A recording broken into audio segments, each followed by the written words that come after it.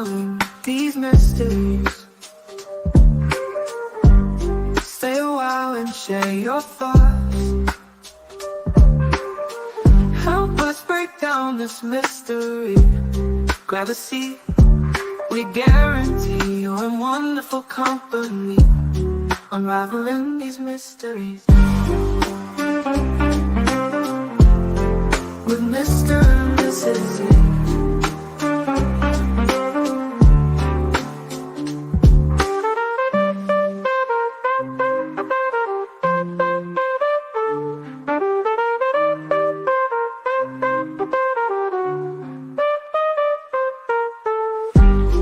Unraveling these mysteries with Mr. and Mrs. E. Mrs. E.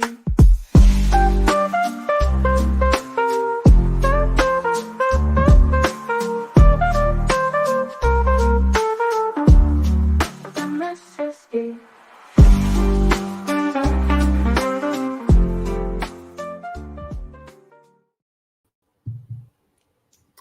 Hi, welcome into Mr. E's Crimecast, everybody. I am Mr. E. I'm joined by Mrs. E and our guest tonight, which is Auntie. Hello, Auntie. How are you doing? I'm good. How are you guys? Good, good. Seeing a lot of great folks in the chat already. We are excited to be back. Sorry it took so long again for us to get back here. Welcome in K-Mac, doing a great job for us as a mod. I think I saw, quite a few. Charlene. I love hanging out with you also. We got let's see, Lady Tit for Tat. Good to see you too. And thanks again for the intro and outro music you'll be hearing tonight, which is courtesy of her. Are we? How are we looking over on here? Is everything good so far? Yeah, we started it on time. Well, not exactly, but pretty close. Pretty good for us. For us, in the range. No massive audio failures. We did have like for a minute. But we got that settled pretty quickly. And Twyla Montgomery's here. Hi, Twyla. And Sonia's here. And Marilyn and Sam. Dreaming of blue skies and sandy beaches. S-Fan. Donna B. Crystal. Crystal's a new member already. What? Crystal, thank you so much. Well, you know Crystal. what we have to do for that? We have to do all the fun stuff. So, yay, Crystal. Thank you, Crystal. And then also we have this. Welcome. Awesome. All right. Oh, yeah. Mr. E's favorite TN nurse. I know. You have let's see. Alicia Hot Wheels, she was on our Discord today. Okay. Or is that Alicia? Alicia. It's Alicia, right? I don't see it actually. Hot Wheels. Go up. Teaching Mr. E. Hi, Linda. Hot Wheels. Welcome Right there. in. Oh, okay. Yeah, actually that could be either way. You Oh. can pronounce it either way. It depends on how she does it. Lucy and Dreaming of Blue Skies and Sandy Beaches. Hello. And Crystal, thank you so much for your membership. That means a lot to us. Thank you. Her first paid membership ever. Oh my, well, Even bigger. that is you know what?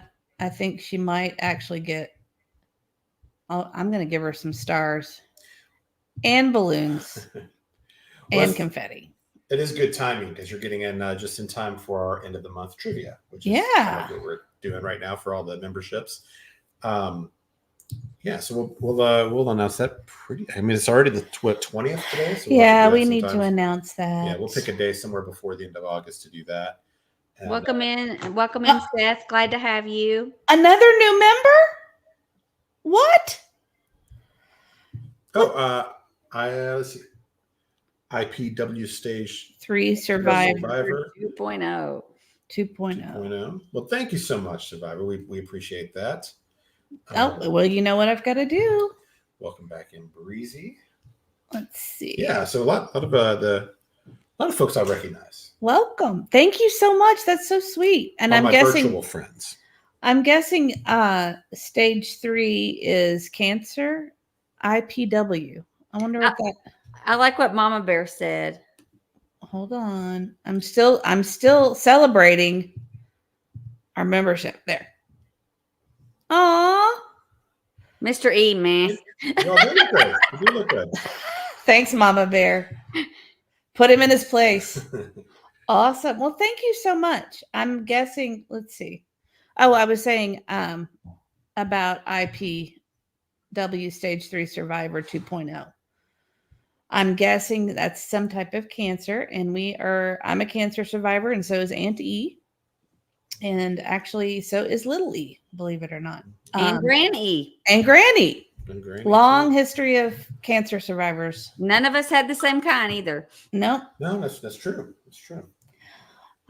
Let's see. Awesome. Well, welcome in. And I saw some people saying hello to Seth. So I guess Seth is here. Welcome in, Seth. Oh, I didn't see Seth. Yeah, We're right always here. glad to have you. We're always happy to have you here. Let's see. Speaking of which, we do want to, why don't you get started? I want to put up his flyer for his Okay. Well, yeah, rescue ride. We were gonna mention that tonight anyway. We just do that first. Yeah, we can do it first. Yeah. Yeah. So just wanted, in case you you'll have to give me a minute while you talk, and I'll do the tech stuff. We've been mentioning it the last few episodes, but of course, there's two really big events coming up. One of which Seth is putting together is his ride and vigil for Sebastian. That'll be on the 24th. What day is the 24th? So that'll be. I think that starts at 2:00. I think is when they meet, and then vigils at. I think they ride at 3. Yeah, for some reason I can't find it. I believe comes back. I think at 5:00, and then the proceeds from that, basically, any of the profits are going to a mutt house. I think that is that what it is? It's a rescue. No, I'm no good without the flyer in front of me. It's Michaela's Mutt Motel. Yeah, Michaela's Mutt Motel, and I've got it here somewhere. I've just got to find it. I apologize. Yeah, they're giving I think a hot dog and a T-shirt, a bracelet. It's all like $25. So great to do that, and we're coming up on, unfortunately, a 6-month, very close to that since Sebastian's last been seen, and hopefully they'll get some press out there. Get some maybe some newspapers will pick it up. Maybe a local station will come out and do a little feature story on it. Continue to get that press coverage would be good. That's why. Before we ever got into all this true crime, I didn't really understand the purpose of the vigils as far as PR went.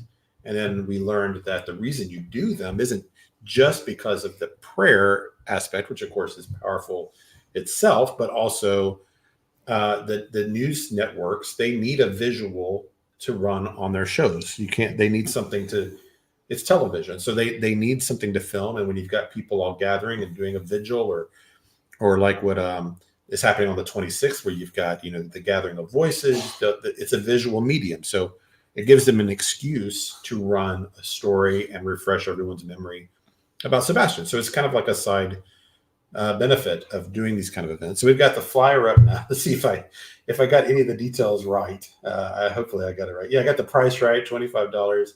It is Michaela's Mutt Motel. So yeah, so 100% of the proceeds going to that. Starts at 2 p.m. The Fallen Brewery, which we think is like a veteran run, Navy person, I believe, runs that site, and then they'll have the prayer vigil afterward. So I think my understanding is Seth will be there, and Tony, and I believe Betty's going to be there, and I believe the Real Me Too said she's going to be there. Yes. So there's going to be all kinds of friends there. Yeah, I'm sure lots of folks that we've all gotten to know here, and various YouTubers may come out. So it'll be great. So the ride portion does start at 3. Meeting is at 2 p.m. and then kickstands up at 3. What? Oh my stars! Did you guys see this? What? I think so. Oh wow! Wow! Stage 3 Survivor 2.0 gifted 10 memberships. If you got a membership, please say thank you and give a virtual hug. That is so sweet. Thank you so much. Very nice. You guys like to see me work. That is awesome. Thank you so much. Welcome, new members. I'll tell you who all got them. Just want to see that confetti button. That's right. Let's see. Well, that's very sweet of you. Let's see who all got them. All right. Thank you so much. That is so sweet. You guys are going to get me to cry tonight. Amazing. All right. Lucy, congratulations. Margaret, congratulations. Michelle, congratulations. Enid, congratulations. I'm trying to, let's see, Susie. Let's see. A little bit of everything. S. Dills, Enid Melendez. I think I got that right. Michelle Loop, Lisa, Chris, Susie. You guys, that's amazing. Congratulations. That's awesome. Well, thank you so much. That makes my night. That really makes me happy. So, all right. We had a message from Seth. Oh, okay. Hang on one second. The chat's flying by. So yeah, the chat's going fast tonight. Hang on. It's great.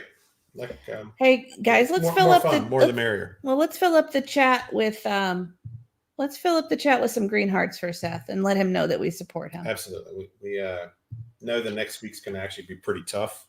Mm-hmm. So lots of extra prayers for Seth and Sebastian this week. His anniversaries are not, tough deal. So we'll be thinking about you and hope the whole thing's a success on the 24th. And that this, we'll get some answers here sooner rather than later and bring this kid home. Keeping positive and keeping optimistic. And the ride, I think it's awesome that they're focusing on an animal rescue for the funds because Sebastian loves animals, all kinds of animals and pets. So that's the especially cats. Especially cats. Cats. Yeah. He loves snakes and cats and puppies. I mean, I think he loves them all. So we are happy to honor him and know that he is going to love Michaela's Mutt Motel and being able to visit there when he gets home. And I would also like to point out the fact that this is a really good deal. You're getting a t-shirt, a bracelet, you get to do the ride, and you get a meal for $25. I don't think you can get that many places. No. I mean that's a lot. T-shirts usually $25 or more. Places, We went to a concert with the kids recently, and we bought t-shirts for everybody, and it was well over $25 per t-shirt.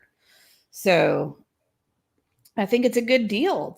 It's a good deal for a good cause. So I would highly recommend if you're in the area to check it out. All right. Yeah. Okay. Yeah. Seth says he'll be there. Please show up and support keeping Sebastian in the here and now. Exactly. Yeah. Absolutely. Yeah. Got to keep the heat up on everybody involved to make sure this case stays in the front of everyone's minds. You can, that's part of the purpose too. Well, that's a good segue into what, that was something we've been talking about all day was with, oh my stars, I've already forgotten the name. Oh, you mean the interview? Yes, the interview room. Yeah, the Real Me Too was mentioning it as well. Yes, it was really good. Because the pressure from the community did a lot of good in this scenario. Yeah, so I find myself always recommending everybody go check out all these other shows and channels. That's just the way it is. There's just some great stuff out there that people do. There's just, we're fans. Yeah, we've become fans of a lot of these folks. But at some point after our live, go watch the interview room. From last night, it was McDonough, who you all, if you know me, I'm a fan of anyway. And then this one guy. I think Billy Little Jr. was an attorney that was working on this story about Dee Warner, and I hadn't heard him before. But he was great. He was phenomenal. And that actually ties in a minor way to the Sebastian story too. There's a lot of parallels with the success of solving that case. There's still a trial to be had and everything, but there's a lot, there is a lot of progress that has been made in that case. And then this is, of course, the foundation that McDonough runs that I think we're all hopeful will eventually begin to work with Seth and maybe make some similar kind of headway here. If you get to pick that Billy Little guy to be involved, I was getting ready to say I was super impressed with that guy. He seemed like a pit bull for this case, and he was relentless, and he was not going to stop until he got some answers. Yeah, I don't know how they got that guy, but he's a rock star. And, Real Me Too says Billy does want to help. Good. So that's amazing. That guy seems like he is on it. Well, I like the way he ended. He said that he would be focusing on Sebastian Rogers. So that's amazing, and I hope that can go forward and we get somewhere with these guys on the trail. Well, he mentioned 3. He mentioned Amaya. He mentioned Sebastian and Summer Wells, of course. And so I don't know how that's going to play out. I don't know if he can only take on really one at a time himself. I mean, they may have other people in that organization that are equally as good. I have no idea. But this guy, when he laid out his whole plan and their strategy of how they were successful with this, was really like, it's everything that we've kind of been thinking, but he articulated it so well. And it's kind of the same way that McDonough has said it. So anyway, it's an hour and a half, but it's fantastic.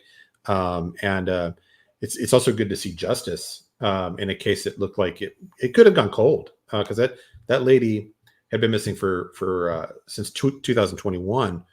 And just to give you a quick recap on it, the lady that had been missing was Dee Warner. Her husband was Dale Warner. She had gone missing on April 25th, 2021 in Tipton, Michigan. And of course, there was a lot of suspicious circumstances around her disappearance. The husband basically was a clear suspect right away. And she didn't take her passport, wasn't using her bank card. He was saying she ran off to Jamaica.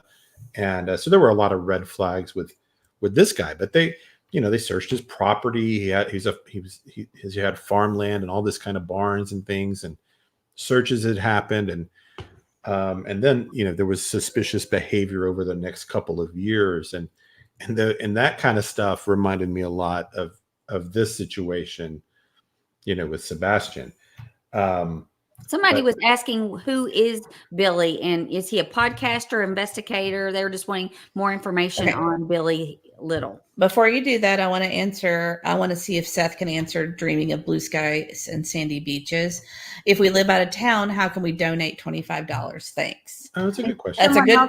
Someone else also said that they can donate. They live out of town. Can they donate for someone in the area that can't afford it but would like to go?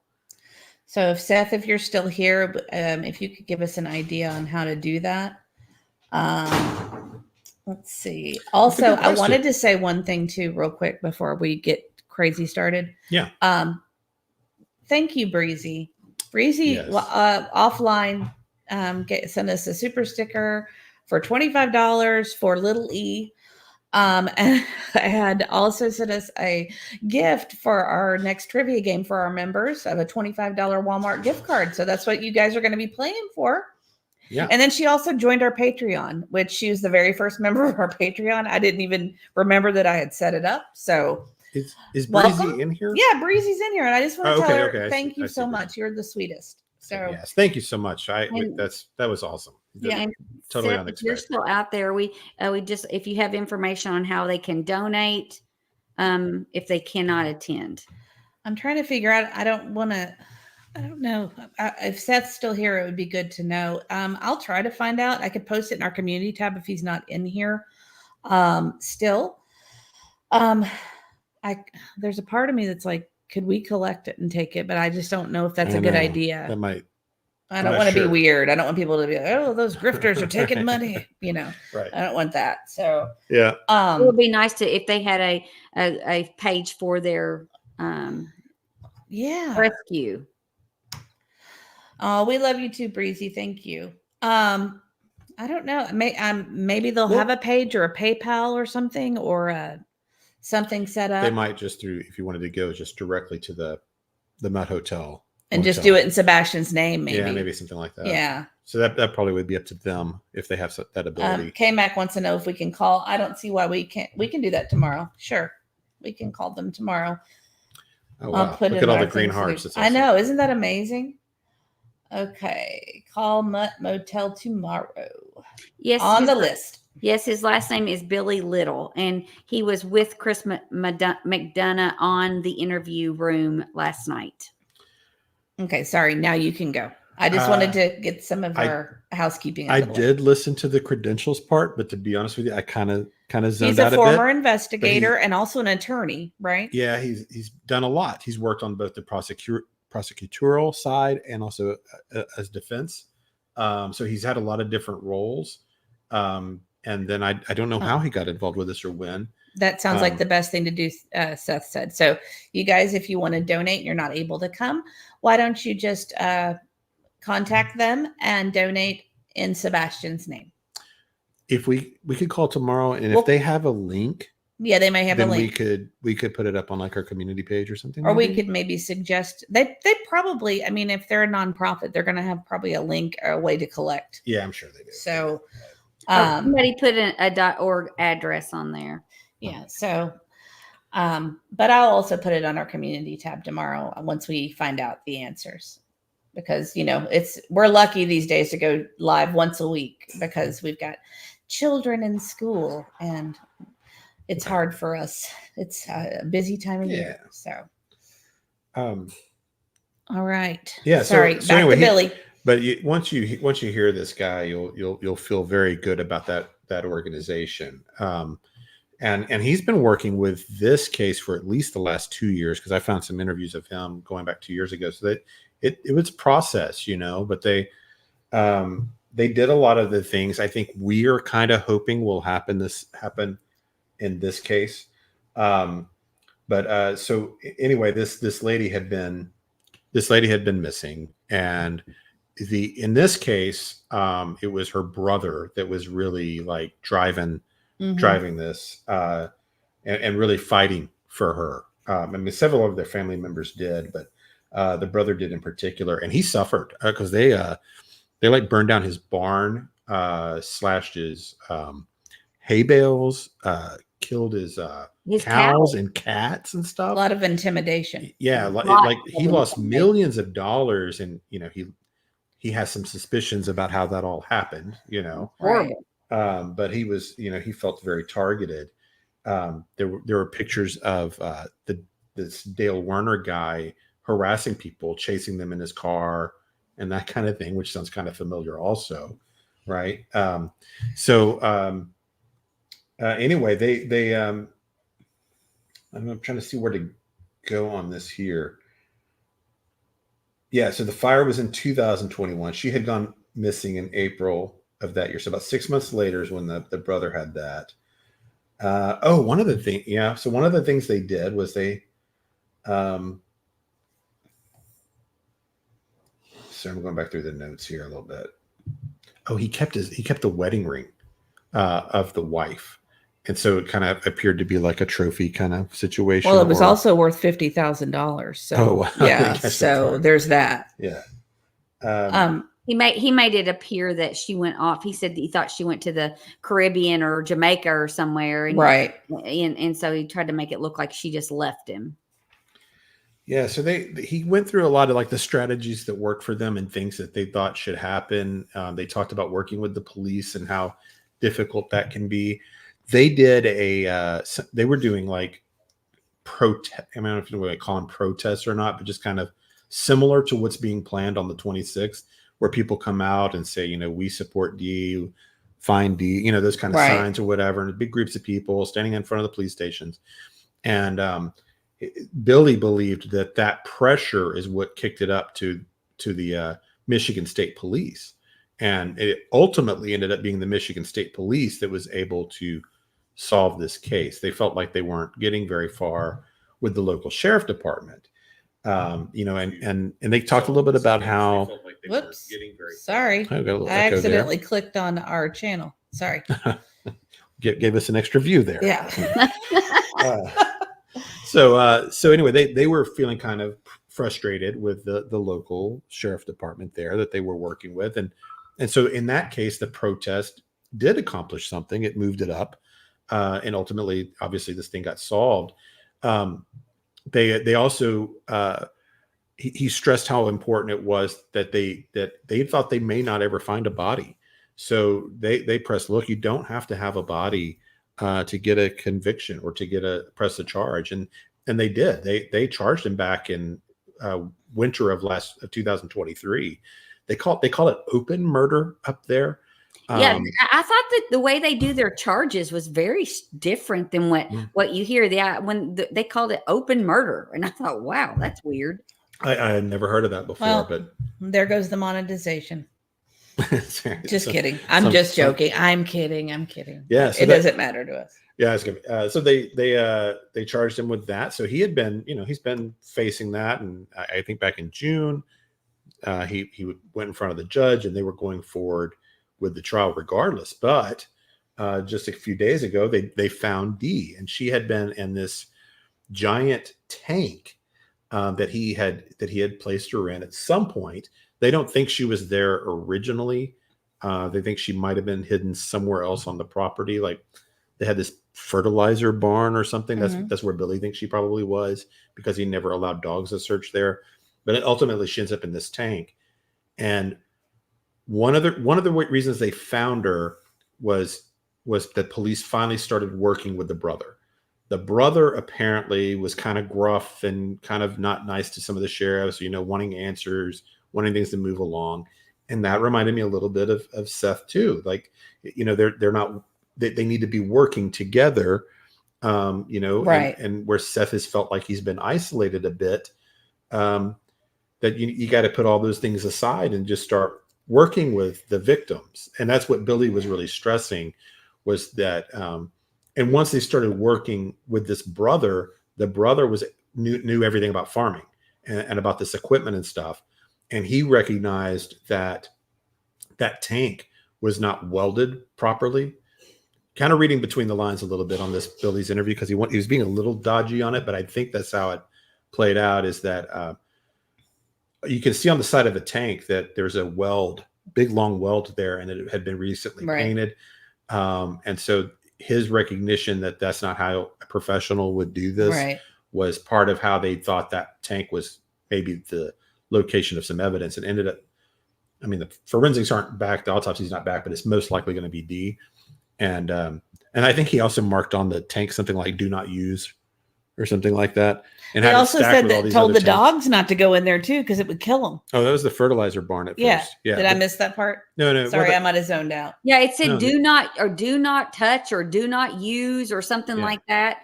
It had some kind of warning on it. Yeah. So how's that for a red flag? So she ended up being in there, and in some ways it's a sneaky place, but it also, what Billy said was that way it was sealed, she'll be very well preserved, almost like a mummy, because there's no air. And so it'll make it easier to determine the cause of death and things of that nature. By the way, Mally Cat, welcome back. And also Mally Cat gifted a membership, and that went to Linda G. Linda G, please thank Mally Cat for your membership. And thank you so much, Mally Cat. This has just been like a membership love night. I appreciate it. Yeah, thank you very much. Confetti burst. And also the other thing. Welcome. So anyway, the point there being just that, you hopefully have, hopefully police can develop a relationship with Seth and use his knowledge and talk to him and work together to solve the case, like they were able to here once it got kicked up to the Michigan State Police. I thought that was interesting is that they about them saying that the brother, that he really didn't get along with law enforcement. That was really interesting, is how at first he really didn't get along with law enforcement. So, they didn't seem to care for him at all. Right. I got the impression they were like kind of talking bad about him, right, out in public and stuff like that. Right. And it's like, you got to set that stuff to the side, sorry, I'm going through some notes here. So they used all kinds of so they used all kinds of tactics this foundation does, but mostly what they're trying, they're I think the difficulty they have is when they come in, is is the ego situation, right? Like, hey, we're well, this is my investigation. I don't need any help, and the challenge for them is to kind of get past all that and say, hey, we're here to assist you guys. It's a team effort. We're just trying to solve a case, and that seems to be the big challenge that they discuss. And so that hopefully these guys get to come in. They definitely know what they're doing. They've just accomplished this by working with the police in Michigan, and so maybe with that kind of a momentum and saying, hey, because we know these guys want to solve this case. They don't want this hanging out there anyway. Everybody wants this solved. They want to found justice, whichever way this ends up being, and these guys have a great track record. They've made accomplishments. So hopefully they'll be willing to work with them.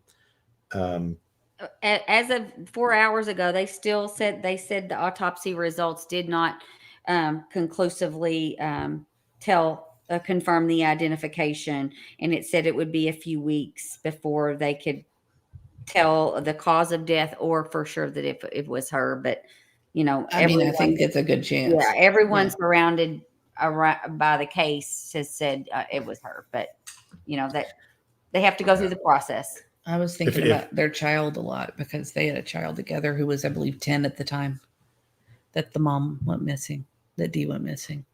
So that made me really sad. Well, he also did not want to speak about that on air. I tried to find some interviews with him today because I wanted to compare them to, maybe some other people. Chris asked him about the child, and he said, I'm not going to comment on that. Where the child is, since the dad is now in jail. Yeah. Yeah. Well, what is going on? Rogue became a new member tonight. Oh, thank you, Rogue. Rogue, thank you so much. You guys are just trying to make me happy tonight. Yeah. Let's see.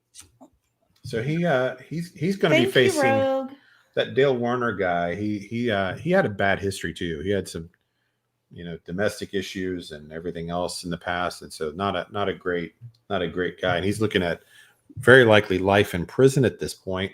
They don't have the death penalty in Michigan, and he might be looking at other charges too, just because just so many crimes sort of associated with it. Forgot to turn them down. But he, one of the things I thought was really interesting hearing from Billy was that they had told him, a year or two ago that, hey, look, this is the time now to make a deal. Right. That if you work with us now, you can probably we can probably get you a manslaughter and get 5 to 10 years. And now it's too late for that for him. He dug in his heels and now he's caught. And I don't know enough about this story to know all of the surrounding aspects of it, because I've just been learning about it the last 2 days. But apparently they think this is a situation where other family members and friends have probably been involved in some way, either through knowledge or direct help. So now the question will be who turns on who and who makes the deal fastest. And sometimes criminals understand this and they run to the prosecutor right away and they make the first deal, and the first deal gets the best one. I read a lot of historic crime, and that's true over and over and over again. You've been saying that for a while. Yeah. And I think that is similar to this situation. I think there's at least 3, probably 4, even 5 people that are aware of what's gone on with Sebastian. And at some point, people are going to start throwing each other under the bus. And when that starts happening, it's just first one there. So that if that's the case, sure. Somebody should get to the local DA quickly. They probably won't. But that's what they probably should do. And then otherwise, it's just. Well, Charlene became a member, but I thought Charlene was already a member. But thank you, Charlene, if you renewed your membership. Maybe that's what it is. Maybe that's how they do it. Thank you so much. Well, I'm going to still give you the love. Hold on. Yay! That's how I'd like to see it play out. And get back, or I would like to see somebody call and make a deal. That'd be kind of the easy way, kind of tell where Sebastian is, give up who might be involved, and that's probably not how it's going to go, but that would be the smart move by somebody. Even if things progress and there's more evidence gathered, eventually one of these people will make a deal, because no, I've got a couple of things. Sure. First of all, Olivia B is here, and she has been feeling under the weather. So you guys, prayers for Olivia B. She also has her own channel, and she's going to be doing some live streams very soon. So if Olivia would like to put her link in the chat for you guys, if you'd like to go sub up to her. Also, a few things. Hold that thought. Journey to Heaven is formerly grammar police and wants to know if Auntie is grading papers. I don't think you're grading papers. No. She might be distracted by something else, but it's not papers. No, I was actually looking up the date that she went missing and sharing that with you, because somebody had asked when that case started, and she went missing April 25th, 2021. I was just verifying that date. And then Tia Nurse wanted to know how long they had been on the case when they solved it. And I think she means the Cold Case Foundation. At least 2 years. Okay. Because I saw an interview with them from 2022. And so that's probably about the time, I would guess. Okay, first of all, what a great name. Carol loves embroidery and crime shows. That's amazing. A great name. I love that. I love that. And Lady Tit for Tat. Oh, thanks for recapping Dee's case. I'm hopeful we'll find answers for Sebastian. These cases have poor Nanny upside down. No, look at Nancy's upside down on her picture. That's great. Poor Nancy upside down. Yeah. Thank you, Tit for Tat. You know the rule, though. I've still got to give you some stars. I do love. Thank you. I do love the justice part of the true crime stuff. I mean, there's some dark moments and things, but when justice prevails, when these people get caught, the Billy guy was celebrating on that show. He was like, "Hey, I just want to show you where I'm going to be this weekend," and puts up pictures of him out on his boat on the lake. Hey, where are you going to be, Dale? Show him behind bars. Yeah, he was like lighting a cigar and the whole thing, just celebrating the moment. Because I think it got a little personal with those two. Well, I would say, yeah. I mean, we all feel pretty personally involved in some of these things too. So I mean, especially in that kind of situation where you're really working for 2 years to make this thing happen, and I think they had an altercation at one point, and Also, I want to say hello to HM Hands. Thank you for joining us. Mystic Firefly, I got it right. I didn't say butterfly. Is here tonight. Hello, Mystic. Who else? Anybody else that's come in? I just want to acknowledge. Oh, SS Butterfly Kisses. Hello. And Ginger Girl. Hello. Sea Star. Welcome. I think that's it. Okay. Now we can talk about Rogue's comment. I just thought Rogue's comment went along with kind of what we're talking about. Sometimes criminals get ideas from other criminals. 100%. Yeah, I agree. Yeah. Sure they do. I'm behind on the chat. Sorry. Let's see. One of the other things they said was this guy's profile. They were like, he was the kind of guy they knew that she would be nearby, that he was a controlling type and likely wouldn't let her be that far away. They didn't necessarily know it would be like so close that it was literally on his own land like that. But that, of course, made me think of our situation here with Sebastian, and that if we find him, I don't think it'll be that far away either. And Mystic Firefly wants to know if Mrs. E and Auntie are sisters. I don't know. What do you guys think? I'm not saying. Let's see. I've had a lot of people guessing. Well, people like to guess about us because we're mystery. Get it? Mystery. Get it? Okay. This Cold Case Foundation, they don't reveal all their tactics, but they did say some things that they did that I liked. One is they bought a huge billboard like really near this guy's farm. And did you see what? That's great. That's amazing. Like, help Dale find D or something, and had a big picture of Dale with his wife. And they knew that, that Dale was the suspect. It's got to be frustrating. Oh my stars, what's going on tonight? Why are you guys being so sweet to us? Oh, look at this. You so much dreaming of blue skies. Dreaming of blue skies and sandy beaches. Oh my stars. I can't even keep up. Thank you very much. So it's very sweet of you. Thank you so much. You are so sweet. I thought that was a fun way for them. I got to read it. Oh, yeah. Okay. Thank you for all you do for back to school coffee break, Starbucks. We start back to school tomorrow. Oh, you started back later than us. Yeah, we've been back since the 7th. Yeah, it's been a week or two now. And I will say, little E had stayed home today because she did already not feel well. Yeah. Mm-hmm. It doesn't take long putting kids back in a school before the germs start to go everywhere. It's always that way. It's like it's that first month they always come back with some cold or something. All right, I have to do this. Thank you. Dreaming of blue skies and sandy beaches. And then we have this little fun thing. You get the thank you. Eventually. It's coming. There it is. Thank you so much. Thank you. That's so sweet of you. You guys are going to make me cry tonight. That's what they like to do. They like to see me cry and walk out of the room. No, I'm just kidding. I'm just kidding. So that was a great strategy, I thought, with the billboard. I think they actually bought the land and put the billboard up there. That's even better. And kind of like a way to troll this guy. Every time he had to drive by and see his face with and the strategy there is just to unnerve him a little bit and just make him sweat, because people make mistakes when they're, and I think that's a decent strategy actually, is to make people nervous, kind of, let them know that you're onto them. Another thing is apparently they didn't go into a lot of detail on this either, but it appears that one of their sources was a lady of the evening. And I heard that. She recorded, I guess, that encounter. So I did not know that. Very interesting. These guys aren't messing around, when it comes to their investigative techniques. If they've got ladies of the evening working as their informants. Well, it works. Look at Project Veritas. How many people they bust with their dates? They have they get a lot of dates. Yeah. But just think, if that's the links they're going to, and that's one they revealed on their show. What are they doing that we don't know? I would be, if I were a criminal involved in Sebastian's disappearance, I would not be real excited about the Cold Case Foundation coming in. I would think, because it looks like they're not going to mess around.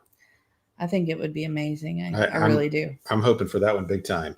So that was exciting to watch today. That guy, he's not. You can tell he's very passionate and serious about it. They're also very spiritual about it, which I thought was interesting too. Mm-hmm. Both Chris and Billy were like, they believe that God's kind of working through on cases like this, and that they, that prayer is guiding them. Over the last few years, I have come to believe, just through my own experiences, how powerful prayer has been. Even doing this, it seems like when our group has done big group prayers, good things have happened a lot of the time. And I don't know, there's power in it. Well, let's take a moment to say a prayer for Sebastian, and Seth, and for him to come home. So.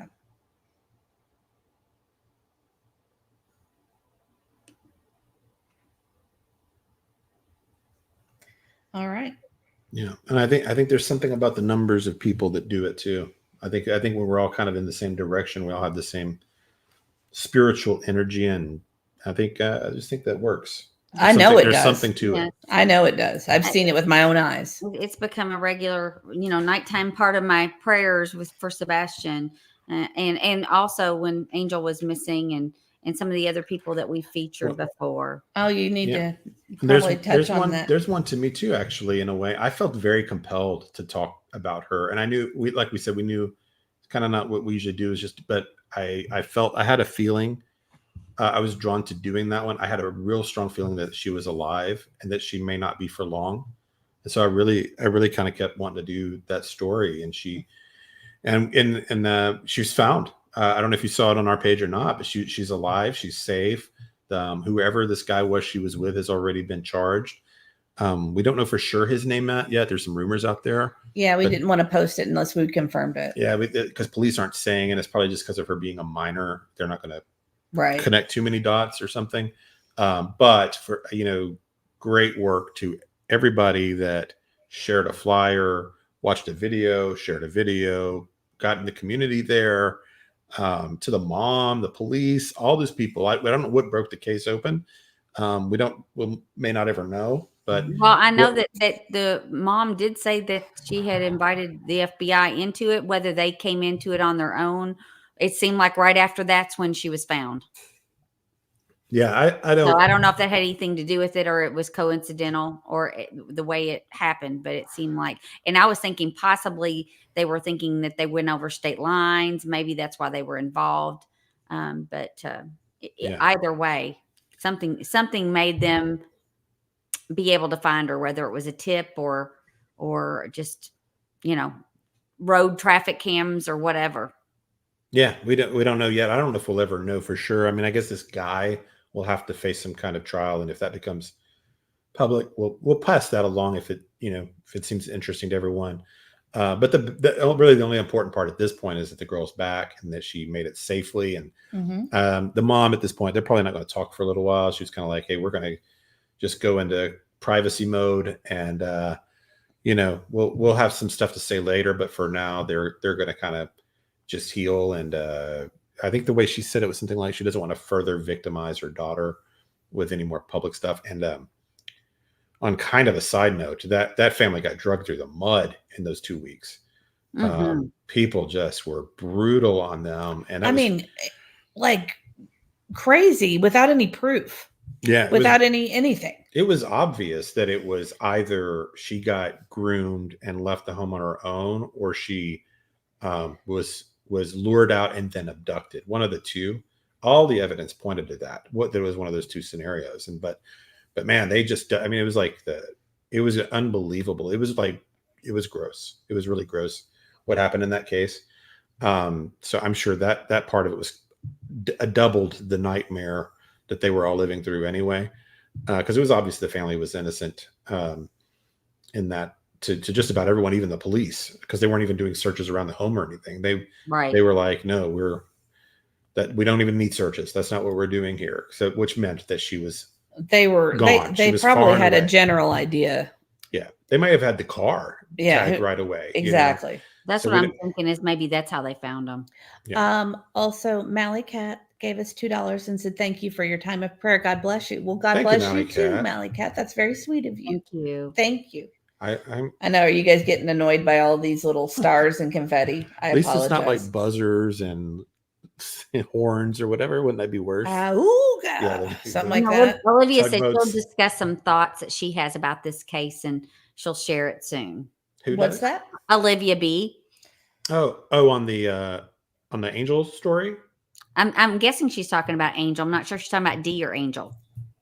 Okay. Yeah. Awesome. Cool. Yeah. I just want you to feel better. That's what I care about right now. I want you to feel better because she explained something she's going through and it's not great. So and the other girl we don't know as much about, and I can never remember this girl's name. I can pull the Facebook up. It's Haley, isn't it Haley? No, it was Marilyn. Marilyn and let me pull the Facebook page somewhere. We talked about her on the same episode as we did the. That girl. Okay. Different one. She was found safely. Also, we just don't have as many details about her. The one from Bloomington. Yes, but she was found a day or so ago. Also, and I did not. I guess I posted on our community tab and forgot to post that she was found on this. But it's on our YouTube. No, I think you put it somewhere. I saw it. It was, but I forgot to put the found safe up in the place. I'm just not good at this stuff, guys. Well, and like I said, it's such an odd thing that it's 15-year-olds, whether they're the ones that are targeted or that age is just a really difficult age. But it's really strange that so many 15-year-olds are what's going missing. Yeah, we talked about that a little bit last time too, didn't we? Because it's. But she was found. So, guys, she was found. Yes. Yeah. Oh, there it is. Marilyn Rayleigh. Yes, she was found. So she's safe. We don't know the circumstances. I don't know if any arrests were made or if she was with a friend. We just don't know. But her sister she was home safely about a few days ago. I'm not exactly sure what. Oh, her sister posted about it? Okay. So. Well, this is what I mean. We've been, we've been having some successes with some stories that we didn't know how these were going to turn out, and thankful for all that. Exactly. That mom too on the on Angel's story, she just did it so right Like she got out there so fast and was doing all the podcasts and got that Facebook thing organized and, kept people updated daily and engaged and calling the police every day and emailing them every day. And, if she had, the thing is she hadn't done that, if she had sat back, maybe another week or two, Angel's not found, and then something terrible permanently happens to her. So we don't know that mom might have saved that daughter's life by being as active as she was, because that word was really starting to get out there, because it seemed like every day another 5 or 10 YouTubers and TikTokers were doing some kind of story or feature on it, and so that was that's how you do idea. It. A trooper's mom says, I hope Angel and her mom can become advocates, like what to look for, what not to do for other parents. There's a fella, and I cannot think of his name. Yes, I can. Officer Gomez on Facebook. If you guys want to follow him, he's amazing, and he has all the down low and all the up to date information on the apps and things and what kids are up to online. Yes, yeah. He's one I would recommend following, just because he tells you the ways kids get around stuff on devices and computers and phones and things, even if you think they're being safe. So yeah, he's really a good resource. Yeah. So, and again, that's Officer Gomez on Facebook. I don't know if he has anything else. I've just followed him on Facebook. So yeah, that's a good one. Yeah, he's a good one. He's a real good one, and he's all about cybersecurity and stuff, and teaching parents to know things about, like, don't let your kids on, what's that one? You always talk about Roblox. Is it the one? No, not Roblox. Omegle. Oh yeah. Yeah, weird stuff like that. All right. Oh my God. Tit for Tat is amazing. Look at that. She's already got the link up. That was quick. I know a lot of teachers that in the high school, especially, that follow him just for the tips and to keep up with the latest technology, what to look for, especially with being around students so much. And a lot of schools still allow them to have their phones. And so it's always good to get tips and tricks and what to look for. A little bit of everything says, hi, Seth. I pray for the safe return of Sebastian. We all do. We all do. Did y'all have anything else y'all wanted to do on the interview Angel? room, or Angel for that matter, before we go on? I don't know. There's a part of me that just wants to watch it again because it was so good. I thought it was great the way that they really were advocates for the people like us that share the information and get information out. He said without those kinds of people, some of these crimes may not get solved. And he said, and making sure that law enforcement is not trying to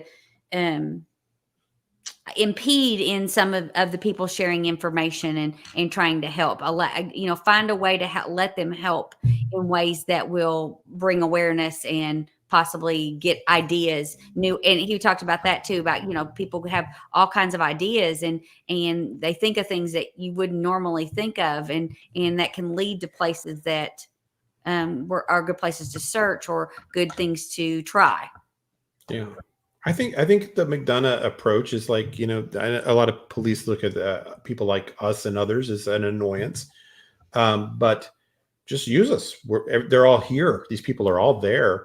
You take advantage of it. If you use them to slip information out that you want out there, or drive a narrative that you want driven, that could be done. Mm-hmm. So because they never know what's going to break a case open, right? And it takes one tip or one thing that could turn the tables, right? For sure. Well, I liked how they talked about using the community.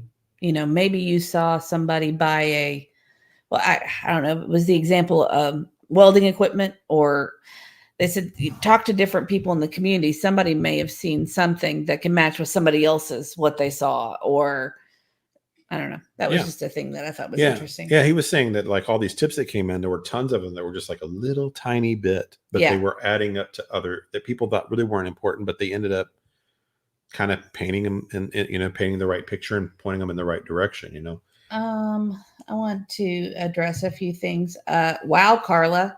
She has I saw that. I was like, 8 kids. That's what my eyes were bugging out at a minute ago. So 21, 16, 13, 11, 10, 9, and 6-year-old twins. Bless you. I can't even imagine.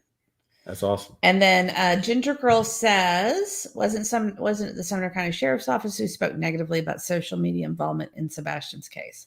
I mean, who hasn't spoken negatively about social media involvement in Sebastian's case? And you got to look at some of the ones that are out there that are doing nothing but bad mouthing other people on YouTube, or just causing drama, and they don't have sources, or they talk about just things like that. There's a lot of bad ones out there. So for every 1 or 2 good ones, you have 10 bad ones. And, it's difficult because it gives all people like that a bad name. And that's not necessarily YouTube either. It could be there's in some media. Yeah, there's some discuss. Like, for example, there were a couple of groups with the Angel Turner thing. There was one that was the mom was involved in, and there was one that the mom wasn't involved in. And the one the mom wasn't involved in was pretty brutal, and jumping to conclusions and various things and rumors, and it was just not, I don't know.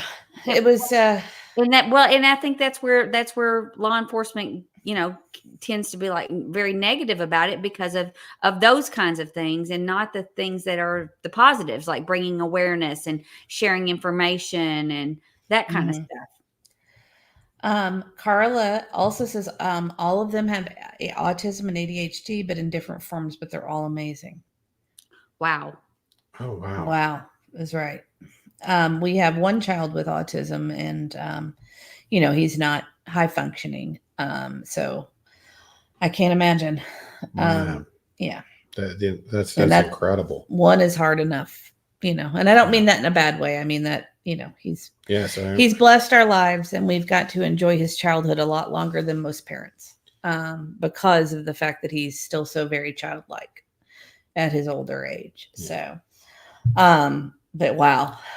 So so you've been drawn to this case for the same reason we have. I assume, that the autism connection with Sebastian is why a lot of people, this kid has caught everybody's hearts, because a lot of folks that are here are grandparents of or parents of a child with autism.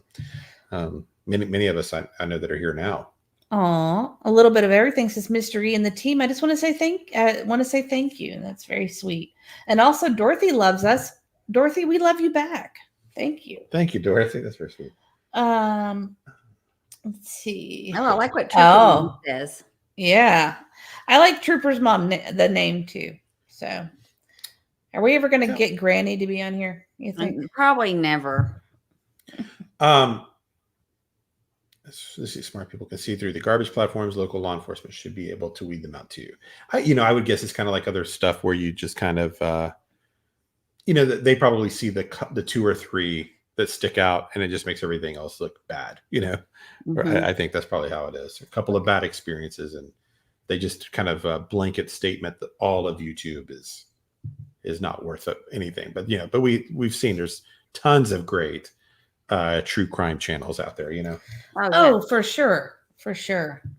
And look at Charlene. There's some. I watch all kinds of people. I watch all kinds of different stuff because I want to see all sides of the spectrum on things. Yeah, I may not agree with them. I may not agree with what they're saying, but that doesn't necessarily mean that I dislike their channels. I think everybody. I don't know if it's not like a constitutional right or anything, but I feel like everybody needs to have a platform. So yeah, no doubt. See. And look at Charlene. Charlene says, I have 2 daughters, 37 years and 45 years old. They each had 2 children. My youngest has 1 boy, 1 girl. The oldest had 2 boys. My grandkids are 27, 23, 16, and 14. That's how you do it. Yeah. K-Mac wants to sign a petition to get Granny on here. I think she would be vetoing that petition. Yes. I can't imagine the scenario where she comes on, actually. We can't even get her to comment. She won't even watch the show anymore. She's probably asleep. She gets to a point where she's like, I'm tired. I'm going to bed. And she'll watch us until she starts dozing off, and then she'll shut it off. I did think of and is there anything else you guys want to do on that story about I think that we can get into our other stuff. Check it out. It's definitely worth the time. I wouldn't recommend an hour and a half show if it weren't worth doing, but the whole thing and you really can do it faster. I don't know if people know that, but yes, anything that's being shown again that's not live, you can speed it up. Yeah, there's some YouTube channels where it's like I put it on double speed and it's like completely, you can understand every word, and then there's some where you can't. But Rogue just gifted a membership. Oh, thank you, Rogue. What? You guys are so sweet tonight. Thank you so much. Rogue, you get some confetti and some stars. And let's see who got the membership. Let's see. Tam here got the membership. Tam, please thank Rogue for your membership. And I think Karen Alberini has something really important. She said, domestic violence against women, men, and child abuse and disability need to educate the public, should bring awareness, cycle of abuse and escalation. And I think, that's something we might touch on tonight, is just some things about, were there some abuses going on in Sebastian's life? Did he have some things going on that could have brought about an uneasiness for him or a bad situation? And we've talked about that a little bit amongst ourselves, but we were going to discuss that some tonight. Yeah, we were because of a conversation that happened on the last episode. So we kind of looked into some things. I wanted to say hi to Little Miss Sharon. Thank you, and Gen X Granny. That is not the official Granny. I was going to ask if that was our Granny. No, that is not our Granny. I think her name is Granny. I'm pretty sure. Yeah. I think it is. I'm not sure. I don't know. Hi, Karen. Welcome in. Let's see. And Rocky says, try watching BHB fast. That is difficult. Yeah, there's some you can't do that with. No, she's. There's a few people that talk really slow and they really draw it out. And look at that. You can speed them up pretty good. That's nice of you, Tam. And thank you again, Rogue. That was super sweet. You guys are being really sweet tonight. The only time you can't do that, because I was doing that today, because I was doing Hi, Samantha. We enjoy that you're here as well. We like to talk to everybody and see what you guys are thinking as well. What were you watching, Mr. E? Sorry. Well, doing the double speed, I was realizing, because I was listening to a bunch of the Chris Proudfoot interviews for the researching this stuff tonight. And so I had him on double speed so I could get to the stuff I wanted to hear. But the problem with doing that, is you can't always pick up his tone, like the tone of something's different. If it's fast, like when it's slower, you can kind of pick up on what, like the deceptive hesitations stuff. Yeah. So if you're listening just to listen, you can do it. But if you're listening for like his mood and kind of like if he's feeling tripped up or telling the truth or not, or whatever, if you're trying to figure that stuff out, then you kind of have to go regular speed, I think. But otherwise, the double speed's great. Rogue says, when I was in kindergarten, the guidance counselor, my mom had taken me to Akron Children's Hospital. I had been tested for autism. It was a lot of things. My whole life has been a roller coaster. I get it. And I think that Ginger Girl brings up another point, kind of what we were talking about here. Society needs more advocates for children with learning and physical disabilities. They need more protection, and they need to be listened to and believed. I agree. Yeah, so that seems to have been an issue for Sebastian, is that there wasn't enough of a response with whatever was going on there. That I think that'll be one of the, if we ever kind of find out what had happened with the CPS, if there's any kind of trials and justice and all of that, that'll be maybe one of the lessons we can get out of it. And hopefully, these issues with the CPS, that's been it's an issue all over the country. Mm-hmm. I know, dealing firsthand with CPS, it's a roller coaster, and it's a department that is never stable.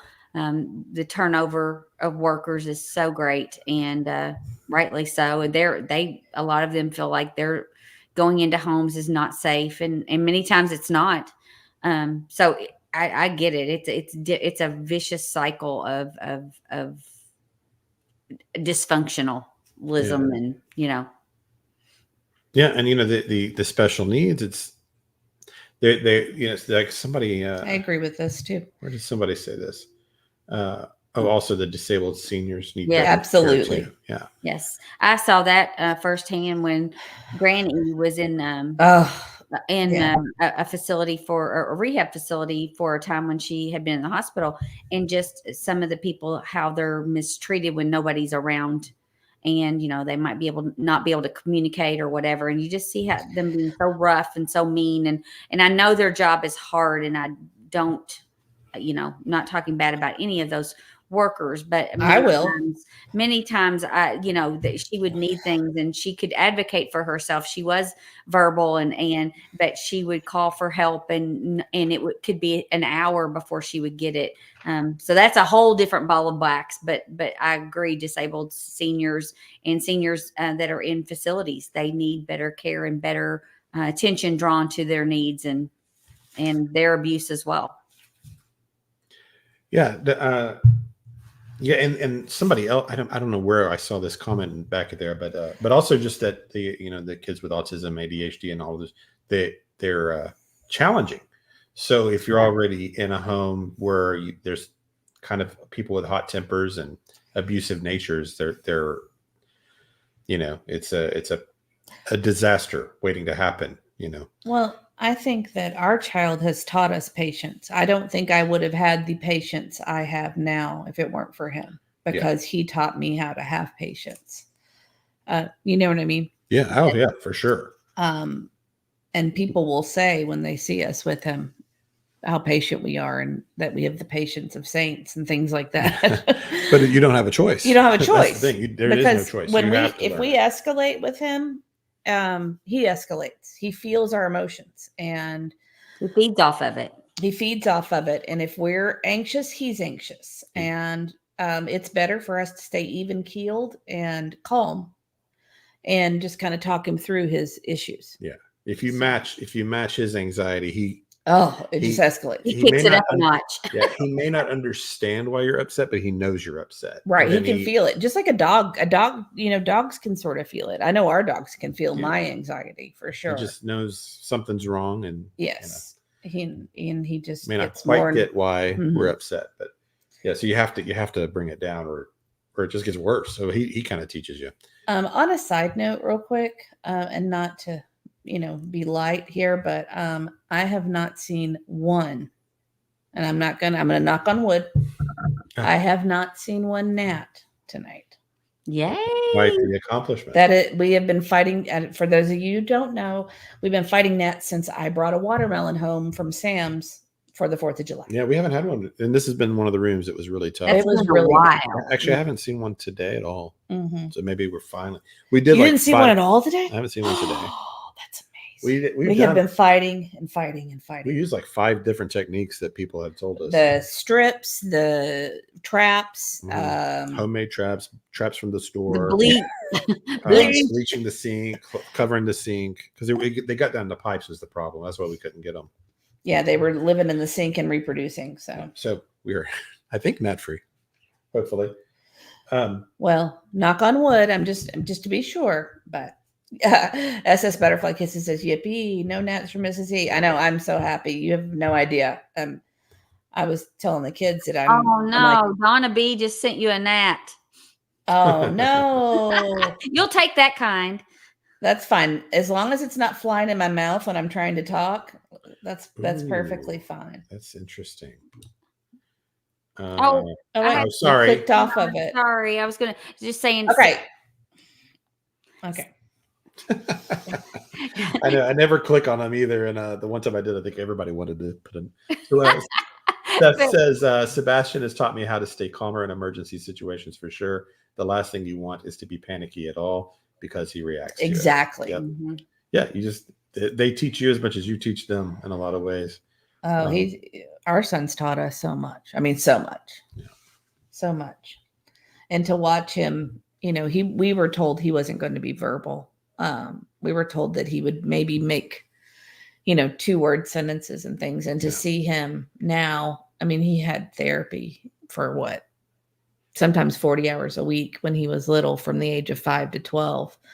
ABA therapy, speech therapy, physical therapy, occupational therapy, food therapy. All of it. Try all of it, Play therapy. He had, I mean, he had, so we had people come into the house. We would go to play. Anyway, the point is that all that therapy did help bring out language in him. And so now he's able to somewhat communicate with us his needs, although we don't understand them all the time. But boy, he can come off with some things and you're like, wow, I can't believe he said that. I know. And he actually, in the past year, we've noticed a lot more language bursts. And I think more mature language as well. Exactly. It's like, he sat down and, we're weird about having the kids watch modern day shows. So we've been watching a lot of Full House, believe it or not.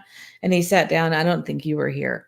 He sat down and was laughing at Full House at them slamming the door, saying, fine, fine. And he started repeating it and he was just laughing and thought it was great, which is unusual because normally he likes to watch cartoons, like Dora and things like that. Well, not Dora really anymore. Sad little. Yeah. He's kind of matured in some of his shows too. I mean, he doesn't watch some of the ones that he used to watch. And then he's got his favorites that he's watched forever. But somebody said, do you all live together? No, Mr. and Mrs. E live separate from me and Granny. Well, but you come visit sometimes. Yes. Rockin' Rhonda. Sorry, I'm losing my mind. Says, Mr. E, would you consider running for sheriff? No. Oh, that's fantastic. Yeah, politics and stuff like that. I just would not want to enter that kind of world. That just caught my eye. I missed a bunch of stuff. Also, I've support friends that have done it and things like that, and I'll help them out. But I would never. Me for sheriff, I don't think that would fly. No, I don't think that would be good. Let's see. There were some other. A lot of people, it looks like in chat, have worked with autistic kids or have been affected by autism in some way. Oh, poor Linda. She went from gnats to black ants. Now those are bad too. Our old house had those. I hated those. They would come in every year. So Seth says that for Seth, he says Sebastian liked Yu-Gi-Oh, Sword Art Online. I don't know that one. Sword Art Online, Batman, Amazing Spider-Man was some of Sebastian's favorites. Yeah, see, Mr. E is gonna. I would have loved the whole superhero thing, but my son never cared for the superhero stuff. Well, but you are a huge Spider-Man fan to this day. That's what I mean. Like today, my son was the biggest Batman fanatic and still reads all the comic books and watches all the Batman movies and shows. Yeah. And he's 28 years old, so I get it. And Yu-Gi-Oh, he loved Yu-Gi-Oh, still does. Not a Spider-Man fan though. I did. He's huge. Spider-Man. It's ridiculous. Like every comic book ever. Yeah. I grew up. I'm sorry. I wanted to answer Lucy. Did you do dietary changes? We absolutely did. When he was 5 years old, we started a gluten, casein, soy-free diet. We started doing B12 injections. What else did we do? We treated him holistically until he was about 12 years old. Go ahead. Sorry. Oh, it's okay. Go ahead. I was just gonna say we did it cold turkey. Like we went like regular gluten kind of free, normal kid food, and then we got all the food ready. And then that day we started that whole diet like that. We didn't transition slowly, and it was hard. It was really hard for him. But he was having tantrums for about 2 hours a night, like violent as far as self-injury, yeah.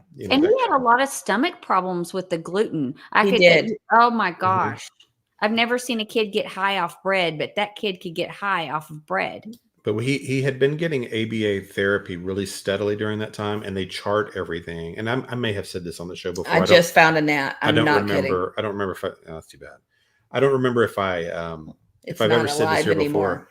But when we did that diet, after a few weeks, I went to his therapist and I said, hey, just curious, from the time we started doing this gluten-free diet, can you tell differences here, just kind of on a clinical level? And he would be there for several hours a day, and they said, well, let me just show you the data. And she pulls out the chart. The charts. And they chart ABA, they chart everything. They mark everything. So every time he has a tantrum or does something inappropriate, whatever, eye contact, everything. They mark it. So it's like a little graph, right? And it would go like, she goes, well, here's before the diet, and it looked like this. And she goes, and here's the day you started the diet. And it was like that, like little, it was giant peaks and valleys. And then it was like this kind of, and so for us, it was massive. Yes. To do that. It was, it was sometimes longer than those 2-hour tantrums. And I mean, like full tear streaming meltdown, totally inconsolable, nothing you could do. And it was terrible. But also, if you remember, it was 2 days into it or 24 hours into it to where we were having trouble with him using the restroom. It helped with the restroom issues too. Yeah, it did. And he started going in the potty like almost immediately. So it's weird how our food affects us, but it definitely showed us a lot. It was eye-opening just in terms of what food does to people, because it's, Well, and we kept him gluten-free until what? 2 years ago? Yeah. It's been just a couple years he's been back on regular. Gluten, casein, soy-free till about 2 years ago. And is casein dairy? Yeah, essentially it's the protein, and it's but you all did dairy free as well as just casein, right? We would do rice milk and ghee for cooking. That was back in the day when it wasn't cool to be all these things, so we had to go to Whole Foods. It was harder at first. Downtown. Someone asked if you had heard of the Nemechek protocol. No, not that I'm aware of. But anyway, that cleaned his gut out to a point. When we reintroduced everything, he didn't seem to have any problems whatsoever, especially with the casein. And soy acts also as casein, like similar to casein in the system. Yeah. That's part of the reason we removed that as well. Right. Inflammatory, I think they said it would be. But yeah, thank you, Lady Tit for Tat. So many educators in the chat. Thank you. Yeah, there are quite a few here. I'm trying to think what else. But I actually think we're considering going back to gluten-free, right? Yeah, we might go back to that. Maybe not casein-free, because it doesn't seem to be a problem for him anymore. Cheese and dairy. I think that's where his stomach issues were coming from. But I think that, that's part of the science of it. You're supposed to, once you get your gut cleared out and it starts producing the healthy bacteria, that it's okay. Yeah, the doctor had told us that after about 7 years, you can try to reintroduce it. Is what he had. I think it was 7 years or 9 years, whatever it was. Well, we did. Well, that's how we did it. And we actually waited much longer than that. But let's see. Seth says if you're running for sheriff in Sumner County, you have to have 3 years of law enforcement in your background, as well as be a resident of Sumner County for at least a year. Well, good. Absolutely not in my. Yeah, that's certainly not me. But I didn't know you. Well, I mean, that would make sense. 3 years of law enforcement. I think Seth's just trying to figure out what your job is, like everybody else. Yeah, definitely not. I'm just kidding. It's not law enforcement, that's for sure. Although, no. What? I have talked to some law enforcement people recently. Actually, you're transitioning. Transitioning. All the people are like bored to death by our diet talk, I'm sure. I have been excited to talk about this one. So this weekend, I was having a conversation with some people I had just met. And we had been talking for 10 or 15 minutes ago. So, and then somehow their careers came up, and it turns out they both had worked or were working in law enforcement. And each one was kind of interesting. So one was a policeman in Tennessee, and the other was worked on crime scenes. Was would be the kind of person that does the luminol and all that kind of thing.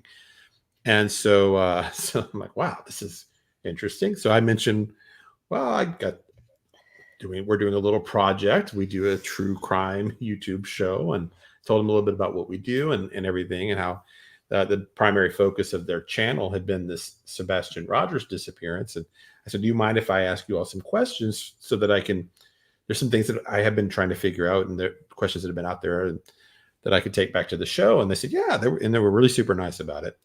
But the policemen, I don't want to, they gave me permission to use them as information, but I don't want to get too detailed on exactly where they are. I think you should ask them to come on. I do have their phone number, so I might reach out to them and see if they're interested at some point. But anyway, the policeman, he's in East Tennessee. And when I started describing the Sebastian Rogers disappearance, he didn't know anything about it. Hadn't heard his name, didn't know anything about the story at all. And I was like, wow, really? So, that there's another story. Some other YouTube creator had a similar experience, I think, out in the Memphis area, where they also had gone to a police station there, and they didn't know anything about Sebastian Rogers. And he's supposed to be on the Amber Alert. This should be out at all the police stations. So it's really disappointing, that you would think at this point that every policeman in the state should at least know his name and have seen his face multiple times. You would think, just at like briefings, that they do at the stations and that kind of thing. But yeah, this officer, he didn't know anything about the case, didn't recognize the name. Even when I started telling him the story, he didn't know anything about him. So the three of us, we were all talking about this kind of offline, just how how disappointing that is, that that's the way that's working. That they don't all know. So I don't know what the breakdown is on that. I don't know why these officers are not aware of the Sebastian story, if it's a problem. I can imagine there's not a procedure that even weekly, monthly, that they get lists with pictures of all the missing kids in their state, because it just seems like to me that should be a procedure, and whether it needs to be legislation that's proposed. But the way it's handled, I mean, there's so many kids that go missing, and I think that a lot of the breakdown is a procedure. Yeah, there's something wrong. So that I don't know. That's got to be that should be fixed. I don't know how many, especially for your own state. I mean, I know there's a lot of missing kids out there, but kids on the Amber Alert within your own state, that should be in every policeman's vision, at least. I don't know how often you would do a briefing about a reminder once a month or every 2 weeks or whatever. Hey, here's the kids we're looking for. This is a good point too. Trooper's mom said there are many people in Hendersonville that think Sebastian was found because no LE updates. Met the other weekend at Hendersonville Walmart, and they thought he'd been found because nothing's been said about it. And I think that's another reason that law enforcement needs to have regular press conferences, even if it's just to say we know nothing. And Seth says that law enforcement doesn't communicate with other LE departments. But see, my problem with that is that you would think every day that they would have that briefing and say, okay, these are our active Amber Alerts for Tennessee. I can understand other states not being aware of it. I really can. But I don't know that there's an excuse for any police department in Tennessee not knowing the active Amber Alerts. This is a massive story too. I mean, you would think. Well, and this is so close to Kentucky. You would think that they would notify Kentucky and Tennessee and anywhere probably that would be like an access state, south of Tennessee as well. You think that they would hit Alabama and Georgia and in a geographical region of the United States, because lots of times they don't travel far. Right. Yeah. Yeah. So I don't know. That was very surprising. Speaking of what, something somebody said sparked this thought. Okay. Sorry. Maybe it was Auntie.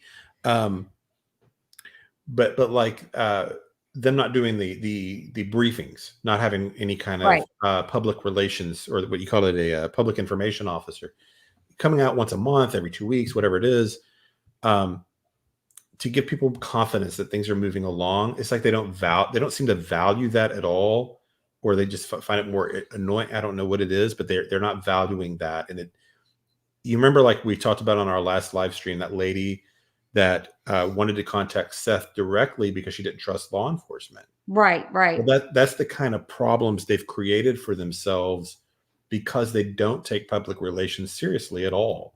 They're just so they've created an air of distrust.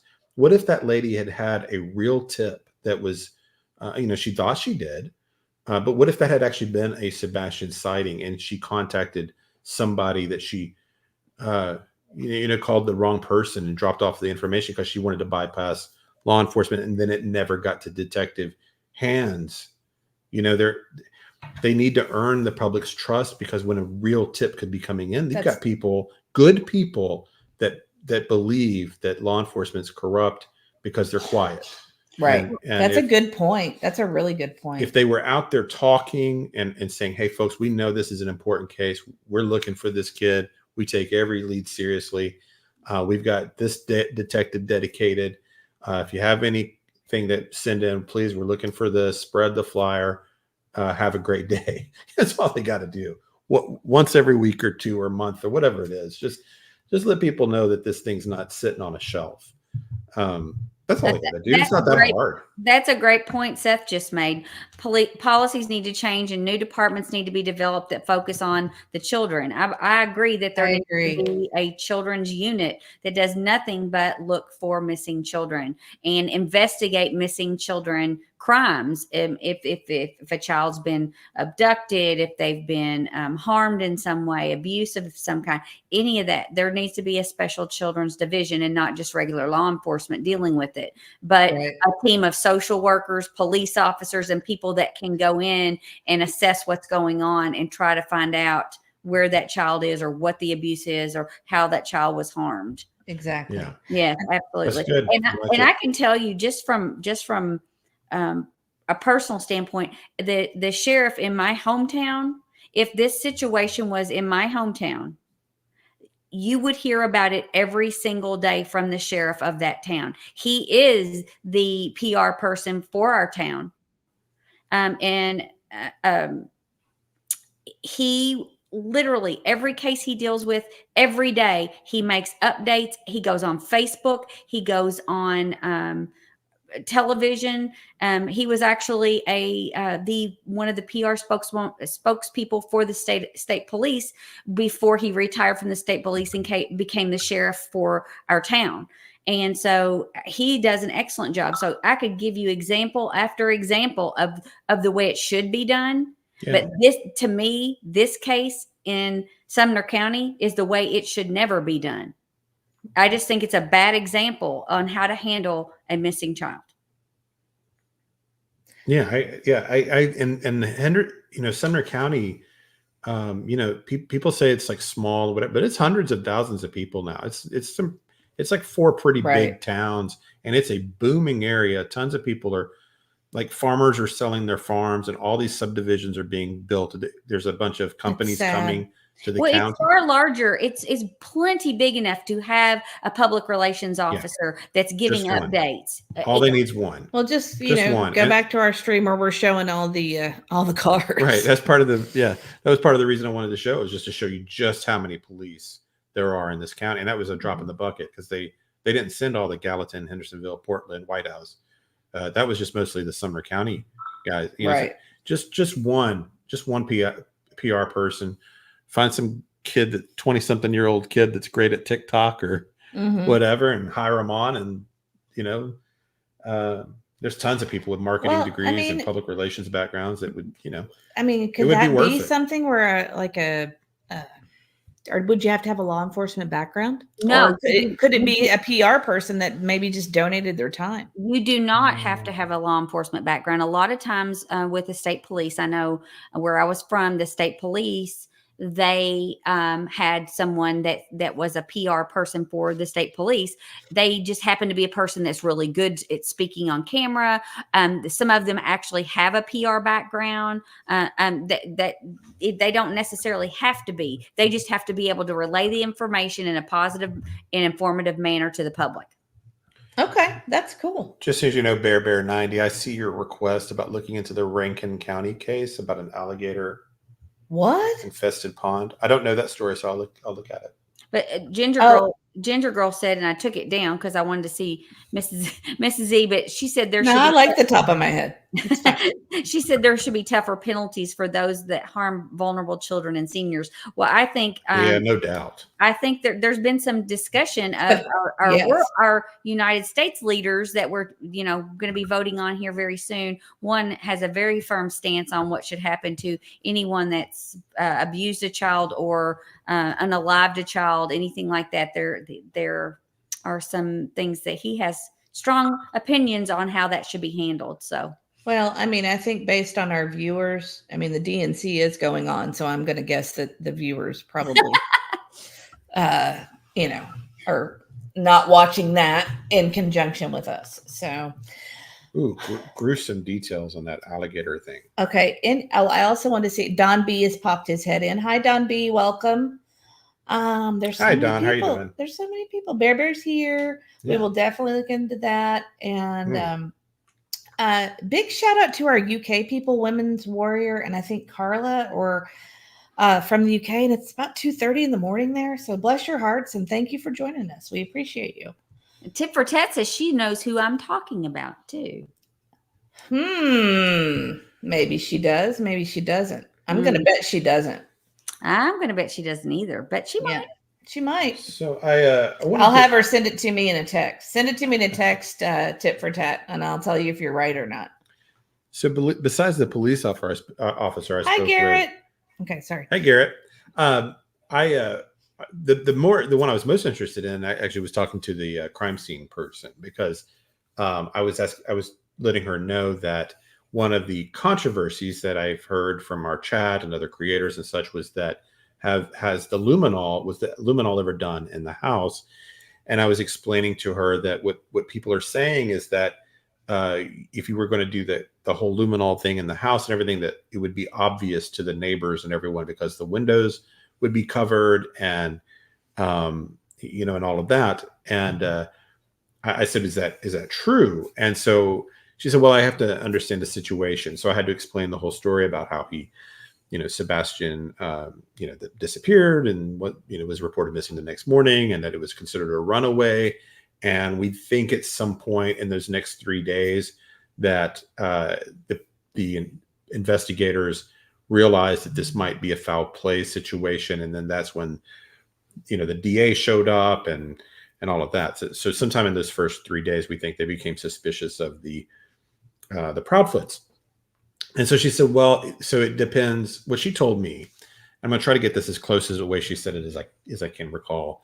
But the way she told me, she said, now, if they were going to a home and we believed that there was foul play immediately, then you would see like the crime scene. And she was a crime scene person from worked in Miami for like 8 years. Forensics person. Yeah, worked crime scene specifically. Like she would be the person that would be in the room doing the luminols, doing prints and all that.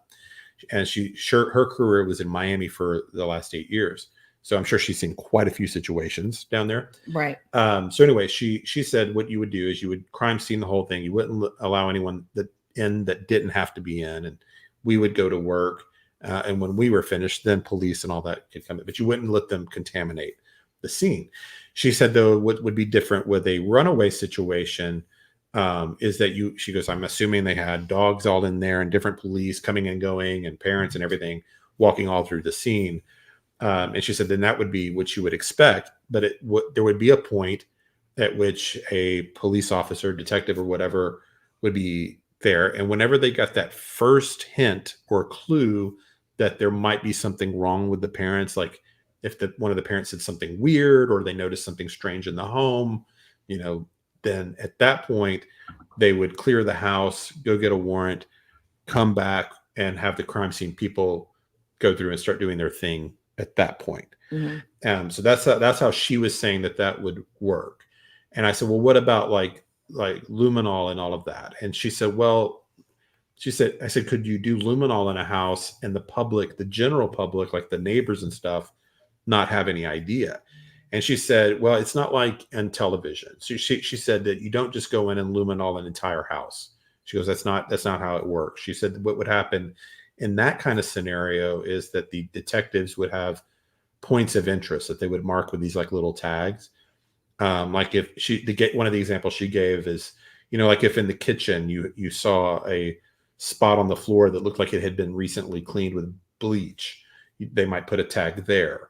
Or if there were some spots on the wall where you suspected an attack might have happened, or on a blanket or whatever, they would go through and mark very specific areas, and that's what would get treated with the luminol, is what she was saying. And I said, so with the blacking out the windows and all of that, she said, no, it just depends on where you would be in the house. And she said, no, you could do all of that just depending on the way the house is laid out, without the public really knowing at all that had occurred.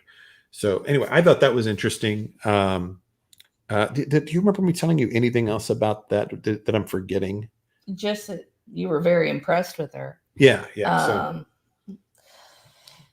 No, I think that's basically it. What you said. Yeah. Sorry, I was looking at what Tit for Tat sent, because they send Tit for Tat. You are incorrect. And so they just kidding. They send it off. I'm just being funny. I don't know what you guys were talking about. She was trying to guess who the sheriff was that Auntie was talking about. Oh, a different earlier. And Don B says Gannon Stouch is a perfect example. So, sorry, I was just being funny. I didn't mean to bring everybody down. No, it's Luminol. I don't know. Auntie, Back to Luminol. I think that was I was trying to remember if that's everything that lady had told me.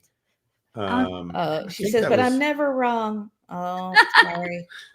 But I thought that was interesting, and kind of helps us to figure out what could have or couldn't have happened. I think if so there's been questions whether or not the forensics has occurred or not.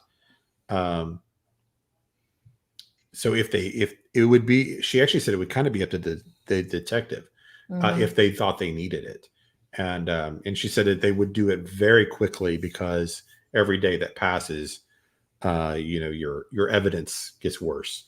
So you wouldn't delay at all. So whenever they thought there might be suspicion on the parents or anything like that he wasn't just running away, then they would move pretty quickly to try to make that happen. So I give the example of, so if you saw a broken vase or something on a table, she was like, yeah, that's the kind of thing you would do. Another thing we wanted to update on is that it's about this protective order issue with the Proudfoots and Bullhorn Betty.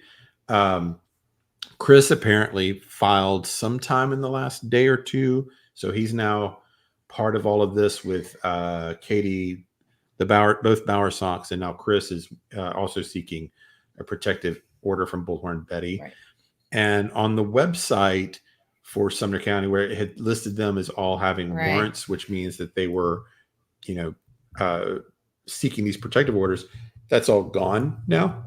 So what we're assuming that means is that Bullhorn Betty has probably been served at this point. It is weird that they're all gone. They're all gone. If I can show you my phone, or y'all can just take our word for it, but they are definitely all gone. Sorry, yeah. I'm looking for. Why do they disappear? And do they disappear after they're served?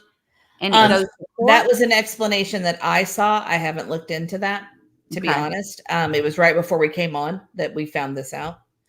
Another possibility, I guess, is that they could have just withdrawn it, but I would find that very unlikely. Well, let's see. I'm going to guess it means that she got served. Yeah, I don't think they would have went to the trouble of filing that last one with Chris if they were going to take them down.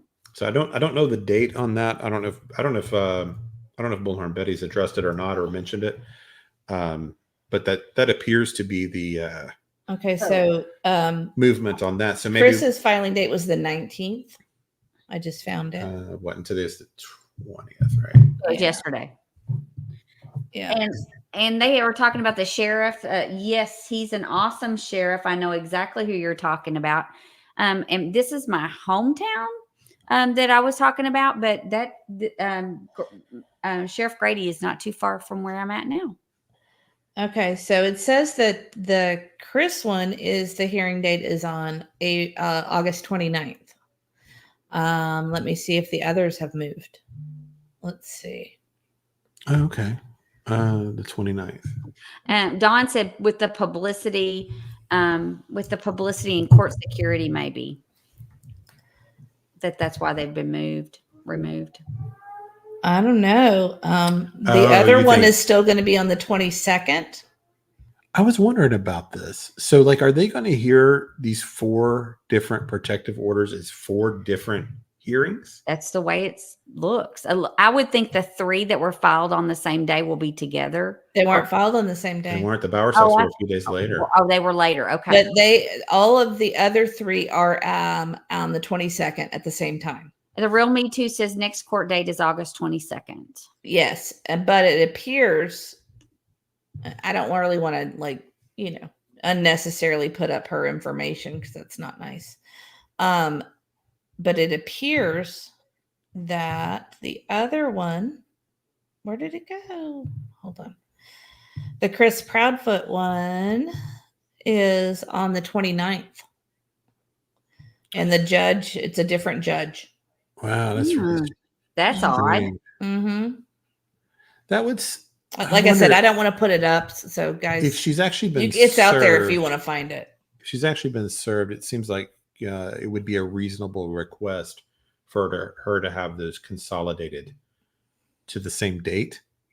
I mean, I would think they would be reasonable since she's out of state to do it that way. And then maybe there's a way to file for that, just so it's all taken care of in one day and not having to go back and forth or stay here longer than she has to. I mean, I'm sure they could work that out. I would think, since, as long as she's not fighting appearing at this point or something like that, right?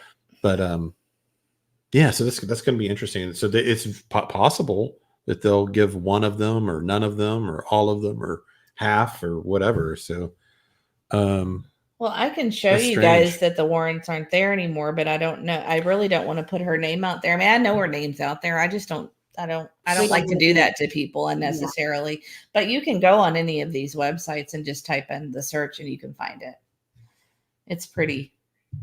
Pretty simple. So I'm just gonna pull this up. And I don't know this. I've never heard of this, but the information is hidden because they filed to be kept secret. They're called Hobbs warrants. Interesting. I did not know that.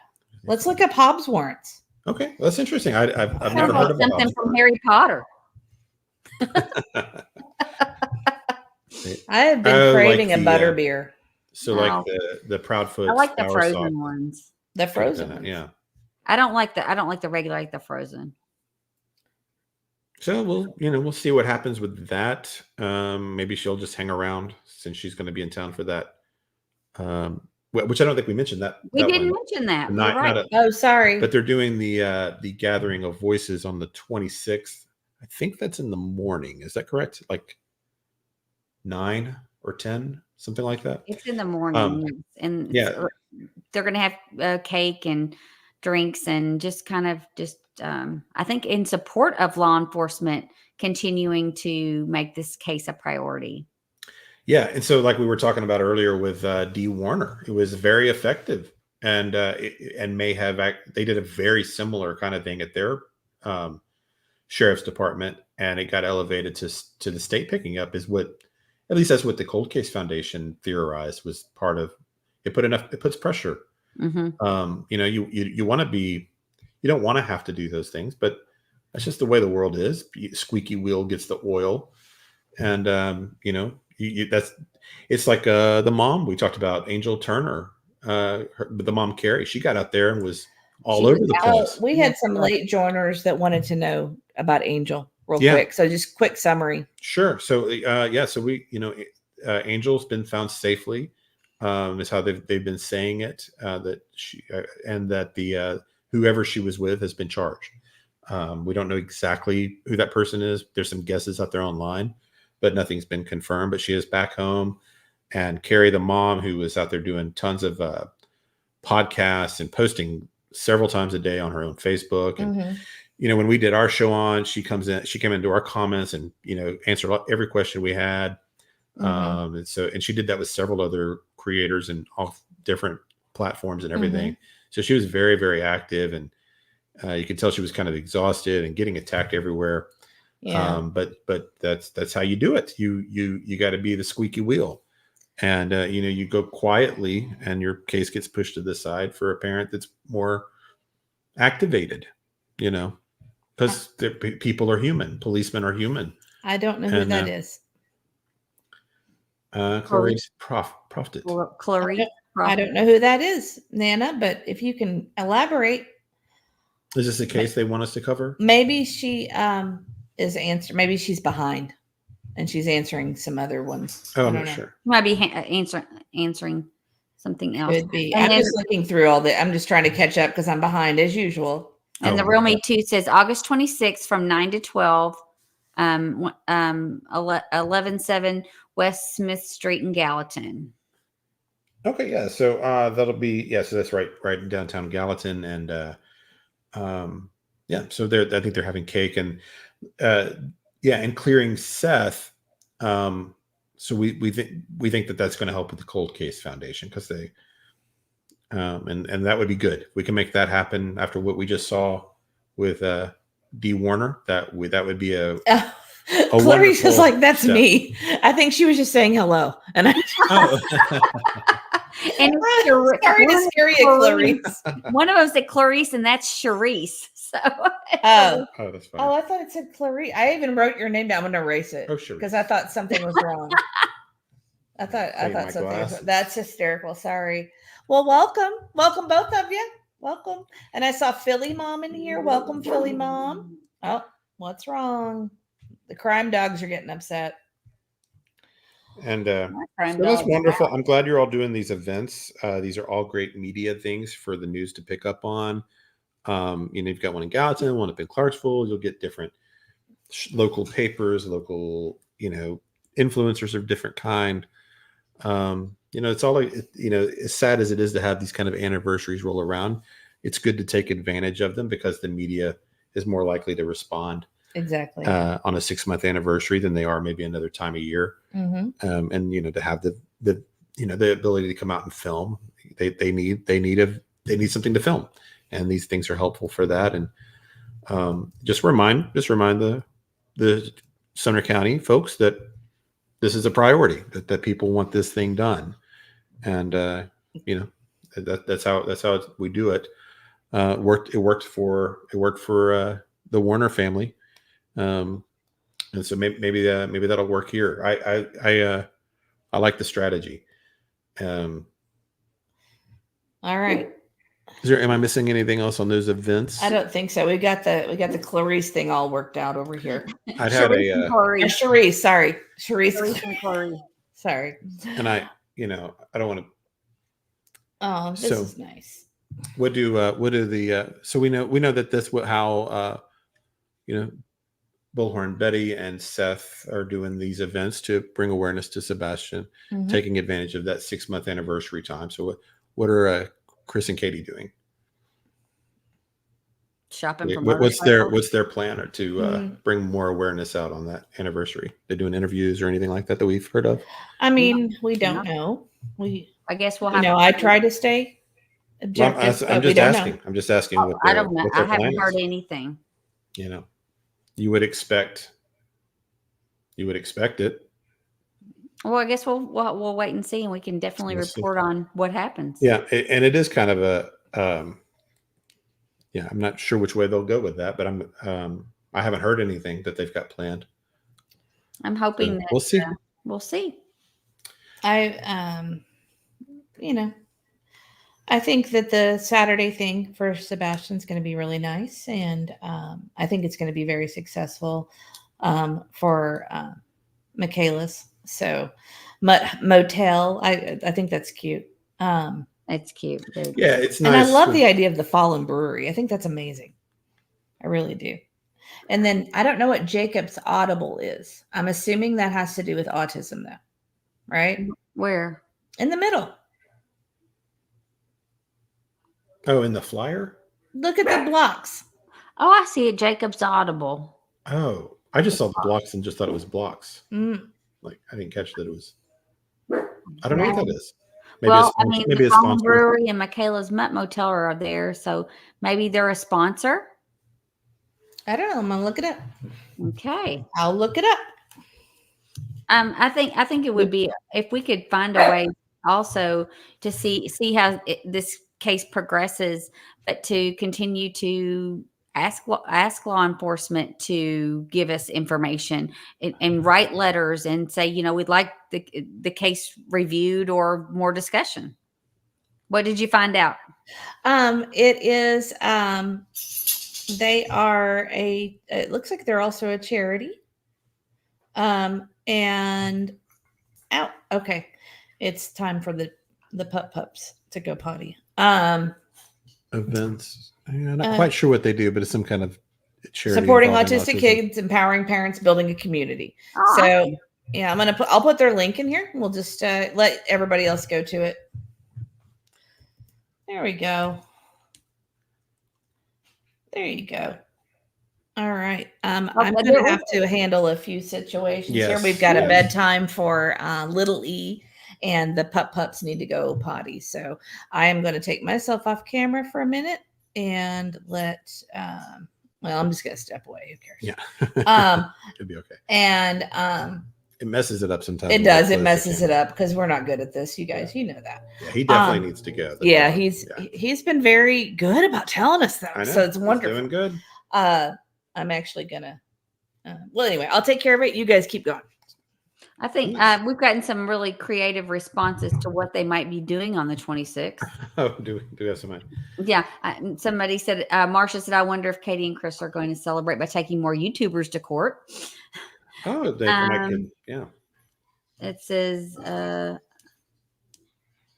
the real me too says, I'm wrong. They're doing something. They're trying to stop people from looking for their son. She said, sorry, I couldn't resist. So got some people poking fun at their lack of involvement. And Veronica, I agree. She said it's ridiculous that no one from LA even bothers. And, I think at some point, the community and people are going to have to do something to force their hand to at least report that they have nothing, or that they're still investigating the case, or they're still looking. But I don't know what that's going to take to get that to happen. But I do feel like that's the direction we're headed. I've been of the opinion that the case is progressing and that they are working hard at it. And that it's not just like, I know a lot of people do, but I have believed that that's not been the case, that they are, like the Nick Barris thing we were talking about last time, where he talked about, there's a such thing as double jeopardy and all that. And I think that that's a conversation he has had with somebody in the sheriff's department. So I think that's real. I think their feeling is they're building their case. That they're and I hope so. I hope that's it. But it's very odd that there's nothing. I mean, nothing. I mean, even if they said we can't, I mean, even if they came out and said, we can't really discuss what's going on with the case, but please know that it is still a focus with our department. And, and we will update you as soon as we have more information. I mean, even if you had to say that once a week or once a month, but they've not said anything for months. I think it's like, I think there's just kind of like a human nature kind of aspect. They've gotten defensive about it. They felt attacked. And so they've just kind of retreated from all of that, and they're getting quiet, and that doesn't really help. No, you're always going to have a mature way a police department should run itself. I don't think so. They're going to get critics until Sebastian's found, that's just the way it is. You just have to kind of, but they need to get the public back on their side is another thing that foundation was talking about. That you need the public helping, you need the public on your side, you need to be working together and not feel like you're butting heads, Right. What they did, they actually named Dale the person of interest in that case too, before he had ever been charged. And they charged him before they found the body too. Isn't that correct? Yeah. A half year, over a half year before. I thought it was like end of last year. And, whatever, they may be building towards like they could be building some type of child endangerment kind of case, something based on the circumstances in those CPS reports or something like that also. That could be in the works. There's a lot of strategies that they could be going forward, with. But well, Rogue had a good point. He said, is it that Sumner County have huge egos? Are they complicit? I would think the first one, hopefully. And I don't know if it's an ego thing, or we hope that they're not complicit. We hope that they're not hiding information or trying to do something nefarious with solving the case. But egos, we have to hope that that's all it is, and they just are not good at handling these high profile cases and exactly how they need to go about, and they probably need to take some lessons from some other districts or some other regions or counties and see how it's been handled there, because they've not been a good example for anyone. I think that last thing you said is I agree with that last option. I think that's probably what it is. I think it's just more they're not accustomed to this type of case. I mean, it's crazy. It's a crazy case. Profile. It's huge. It's super high profile. It's super difficult. It's very, there's a lot going on with it. It's not open and shut. In some ways, it's more complicated than even this one with Dale and Warner, because they kind of had a pretty good idea of what had happened. And I'm not sure that they had a pretty good idea what happened here, at least not right away. I'm going to guess at this point they've got a pretty strong theory as to what's going on, but I don't think in those first couple of days they probably did. I think it's taken them a little bit maybe to put it together. Another thing that makes me think of, though, that McDonough had said a few weeks ago, he was talking about Summer Wells in this case, and he was saying that he goes, the Summer Wells case is solvable. This case is solvable too. And this case should actually be even more solvable than Summer Wells or this one this one we just talked about with D, just because of where they're at, because they're in Hendersonville. Mm-hmm. And Summer Wells is out in the country, and this guy, he was out on his farm, no cameras. You don't have like all these people, poking in your business. That I always feel like, people are always like, "Oh, are you scared to be in a downtown setting?" No, I'm not scared to be downtown at all. Not when there's like hundreds and thousands of people around me. I'm scared to be out in the country, right? Where nobody sees you, and right. You could just disappear. And that's a scary place to me to be. Summer Wells, there were not, but with Sebastian, you had, we went out there. There was traffic cams. There were Ring doorbells. There were really good security systems on a lot of the homes. Nobody got out of there very far without being picked up on camera, and all the cell towers and all the people around. This really should be a very solvable case. And it should be. I think, in compared to those other two. Right. Well, I mean, and Summer Wells was in such a rural area. I mean, no cameras, nothing like that. And this should, like you said, this should have had evidence out the wazoo of what happened to him that evening. And there should have been cameras. You should have been able to tell movement. And what we do know is so vague and so unverifiable that, it's been dismissed in the at least with law enforcement. It says it's of no evidentiary value. So it brings you back to an absolute nothing. If you believe that comment that it's of no evidentiary value. Yeah.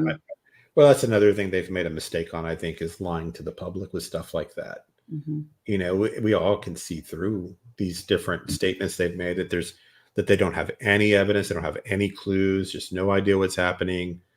The trash truck lights, all that stuff that we all, and not to pick on parents, but there should be procedures in place for missing children. When a child goes missing, even if it's not at the hands of the parent, there should be a procedure to rule out wrongdoing or, something nefarious happening to the child at the home or right outside the home or by a neighbor. There should be procedures in place for when a child goes missing that covers those bases, as well as, looks at, the child as a runaway, but also, it shouldn't be treated as a runaway that quickly. to me, that would have, even though you could say, oh, it's a runaway, there still should be procedures in place in those circumstances that looks at all aspects and not just the fact that it could have been a runaway. I think the autism part of it helped. Not helped. Distract. The autism part made it more urgent as a runaway because it's so common to have these autistic kids get lost, and then 8 hours later they're in a pond or in some really dangerous. Right. I think they had to go I think they probably just believed it and went right to kind of ignored any other maybe strange behaviors by anybody that was there or whatever, or any evidence that might have been there that they didn't notice and that was discarded after a certain point. That's what I thought is, if they treated it like a runaway and it was a runaway and then they turned around, and we've heard them say that they made a 180 after 24 hours, or I don't know, it's 24 hours or 72 hours. They changed their complete direction as to what they thought.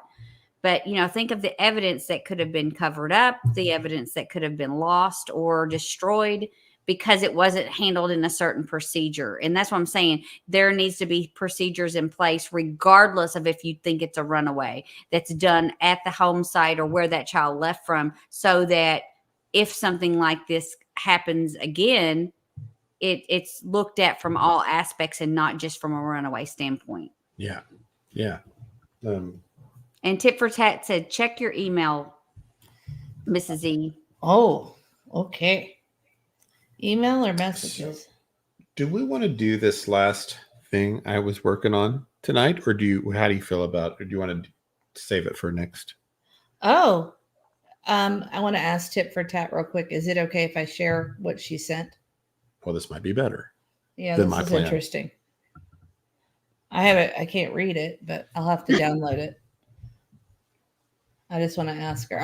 I'll look at it on my email while you guys. Why don't you talk to people in chat for a minute? Marsha had a good point. She just said, "Mr. E, I hope you're right, but I don't understand why the sheriff's department does not ask for more help."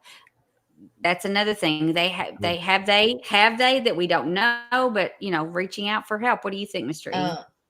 Well, if I'm being optimistic, maybe they're like a week or two away from bringing indictments or something, and they're not really needing help specifically at this moment. Mm-hmm. That's my hope, is it because maybe they're building a circumstantial case of some sort. Well, and it's like Rocco says, but they did search a landfill. There was a reason they searched a landfill. Yeah, I can't. That wasn't a runaway situation if they're searching a landfill.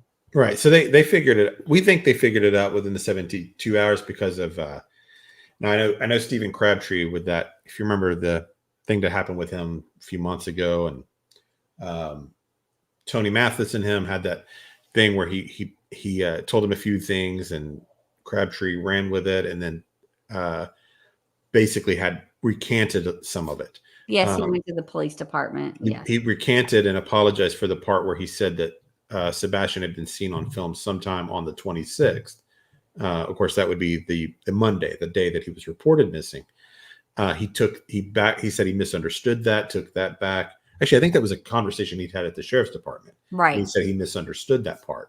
And so he kind of did like an apology video thing where he apologized for that. But he never took back the 72-hour comment. He never corrected that. And so that part was that the sheriffs had told him that they believed he was a runaway, and then they came upon something within that first 72 hours that made them do a 180 and change the whole direction of the investigation. We don't know what that was, what happened there.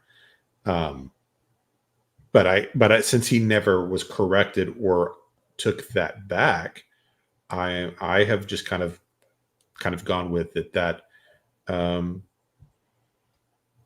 we just have to assume that that's still true, because I'm guessing that the sheriff's department contacted him and said, no, this is not what we said. We did not have video of him on the 26th, and they kind of scared him a little.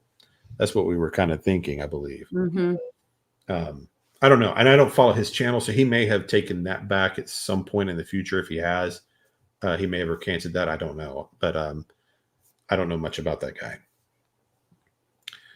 Trooper's mom says he would never talk to Stephen Crabtree.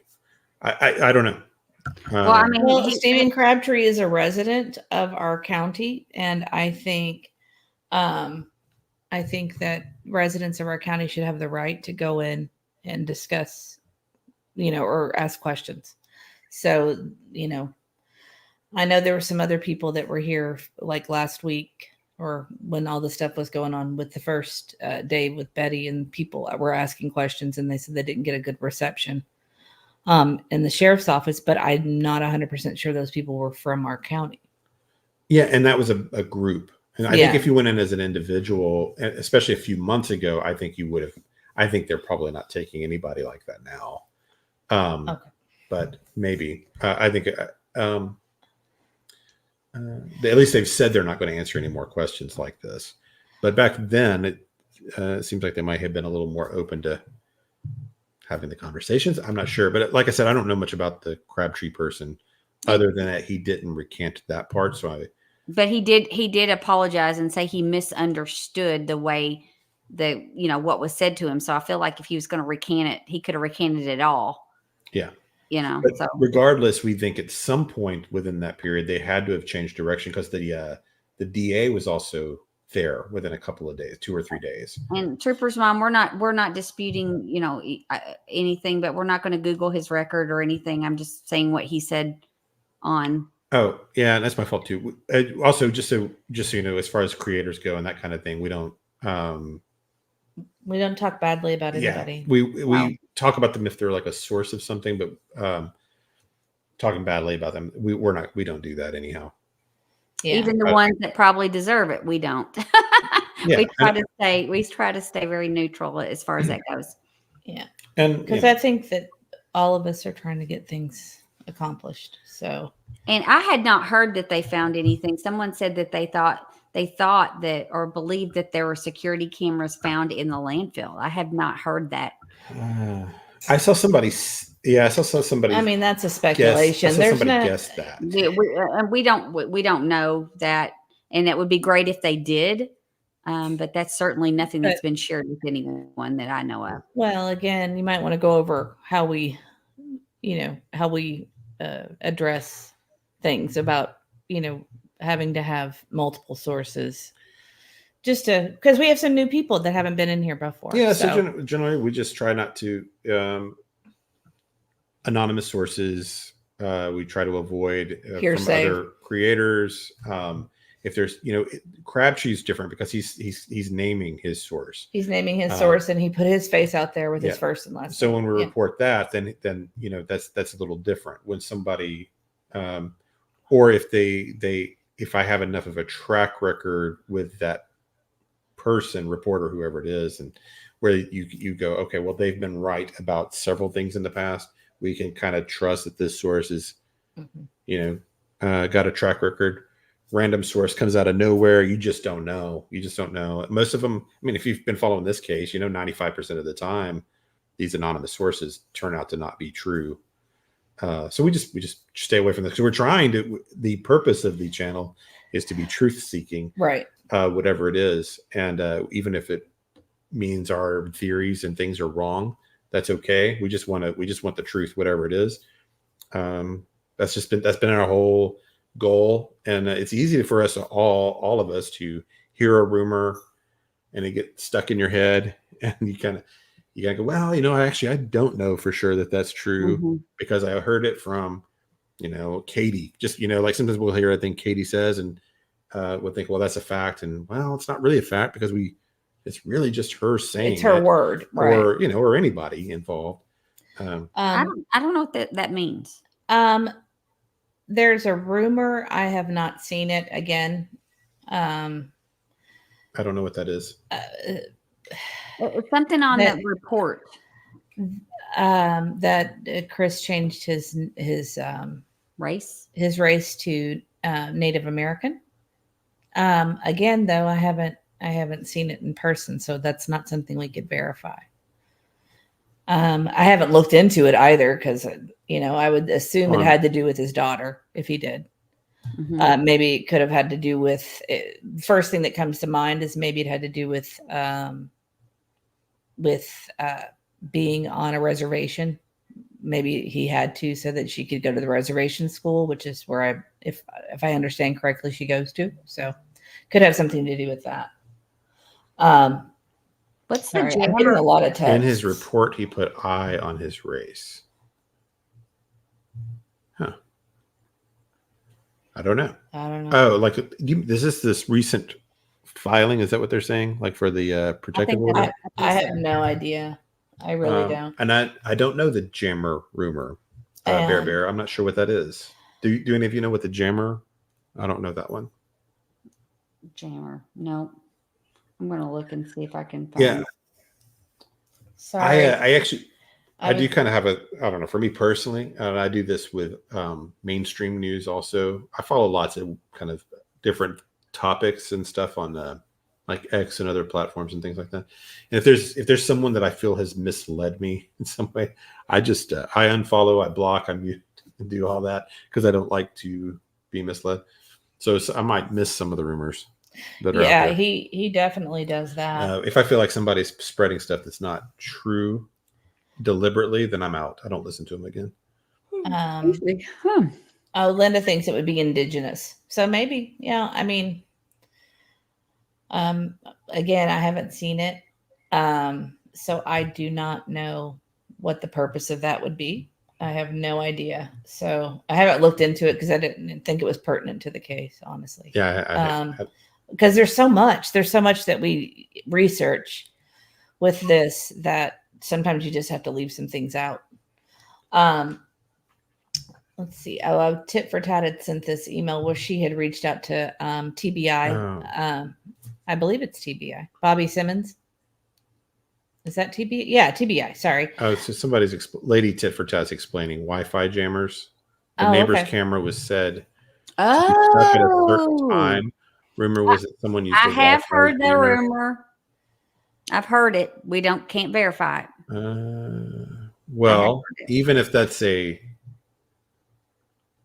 neighbor's camera was said to be stuck at a certain time. Rumor was that someone used a Wi-Fi jammer so that whatever happened was not seen on cam. Huh. That would be diabolical. Yes, it would. That's really. I mean, I don't know if that's it's a theory. I've heard legitimate theory. Yeah, it's a theory. Yes. Yeah. Yeah. But again, that's not something we can verify. Right. Well, no, but it's a theory. It's a theory. We could look into that. Yeah. I mean, I guess maybe it was. I guess somebody could have passed it as a rumor that came from somewhere, but just as a theory, is that possible? Yeah. Yeah, maybe. And it's what was it? 310, 311. Yeah, it was that. It was a 317. I thought. Was it not 317? I don't know. Somewhere around there, though. So. K-Mac wants to know if we're playing bingo again. That is interesting. No kidding. That's interesting. It's bingo. I thought it was trivia. No, she's saying. I mean, there's so many things that are not on our bingo cards for this particular. Right. Craziness. You're right. Bear 90 said originally there were rumors of a camera jammer being used that night. It was one of the first reports. Okay. Oh, okay. Ash Cash thinks it was 311. I honestly can't remember. Yeah, it's close to that. But I don't see why we can't research the possibilities. Actually, that sounds right. 311 sounds right. Now that I hear that number. Trishy's asking if we could do some research. I think that we could. I mean, honestly, we're not really technical people. We can barely put up a picture on a live stream. So, well, the thing about a theory like that becomes, what do you think happened? So that would be like some big planning. If you thought there was, you'd have to have that well in advance. Yeah. Yeah. If you think that if that ends up being the case, that because I would guess a Wi-Fi jammer would work on the whole neighborhood or block or something like that. Or would you do it? But wouldn't it show up on all the cameras? Would several cameras be affected? It depends. I don't know. Okay. Cameras. Justin did a deep dive about the jammer. You can watch it. It was fascinating. Yeah, I'll definitely watch that. That's interesting. That was very interesting. And Charlene, you're right. The Native Americans do have different, they don't have different laws. They just have more protection against the laws because of them being indigenous people or Native Americans, whatever you want to call it. Yeah, so if it ended up being a Wi-Fi jammer, that would have to be the scenarios where it was a premeditated, like planned weeks ahead of time, either as a way to sneak him out or... We do need a jammer expert, Crystal. For sure. Actually, we have know a jammer. Well, I was going to say we have kind of a fun future show. You want to tell them that we're going to be bringing a detective on? Yeah. He's actually agreed to do it. We just can't find a time. We're gonna have him come over for dinner with us, and he's gonna be in our dining room. We'll be right here. I've got a friend that's been a detective in Nashville. He had to retire for medical reasons, and he worked for years as a detective there. So thought it might be interesting to have him talk about this case, talk about police procedure, things that could be going on here, answer questions that I've kind of had. That he's a great guy, and he was, he's an old friend of mine. And if you guys have any questions that are off the top of your head, you can either email them to us or put them in the chat or put them in the comments, and we can definitely add them to our list. We're going to try to do it live so that you would be able to ask him questions if possible in chat. So, but we don't have a date for that just yet because I'm dragging my feet. Mr. E's begged me to pick a date, and I just keep dragging my feet. So you'll like him. He's a great guy. He's one of the best people I know. And he'll be glad to answer any questions. He's just a good person. Yeah. So I've got some ideas of questions to have. Maybe we could do that as our question on the comments after. Yeah. If you have, if you're watching this on the replay or after we end the live, if you would go to our comments and say, questions for the detective, anything you would like to know from the perspective of a detective that might be able to help answer this case. And he did work in Nashville his whole career. So he would know at least this region and a certain degree of how kind of things work around here. Maybe we're getting fancy. Yeah, and I think like a forensics expert now. And I do have their phone number. I just got to reach out and see. She was super sweet. I think she actually might enjoy doing it. So that would be cool too. I don't know. But so if you have any... Lady Tip for Ted is so excited for that live. Yeah, you're going to really like him. And I have a feeling that he's going to enjoy himself and he'll be coming back because I'm going to make him a really good dinner. So. Well, probably what I think the way I'm going to do it, I'm going to start with when we do it like an hour kind of interview with him. Mm-hmm. He's got a very interesting life. We're going to talk a little bit about that. And then go into the questions. Then I'll kind of go into some of the questions that I have. I don't think he can handle 3 hours though. No, I don't think we're going to do 3. We'll do 2. We'll do 2. We'll do like an hour of me with them. Oh, that's a good. That's something somebody just said. Maybe he picked indigenous people because he's going to say that the protective order is a hate crime. Maybe wow. maybe he made a mistake. Typo. Is it possible? Is that possible? Well, I remember one of the interviews that he did, and someone asked if he was Native American, and he said no. And it was one of the interviews. Or they asked if his name was Native American or something like that. Something to say? Well, I just don't know. Do you want to do this tonight or save it for another time? Because we've gone kind of. What do you think? I think Veronica wants to know if we're all invited to dinner. Of course, you can come to dinner.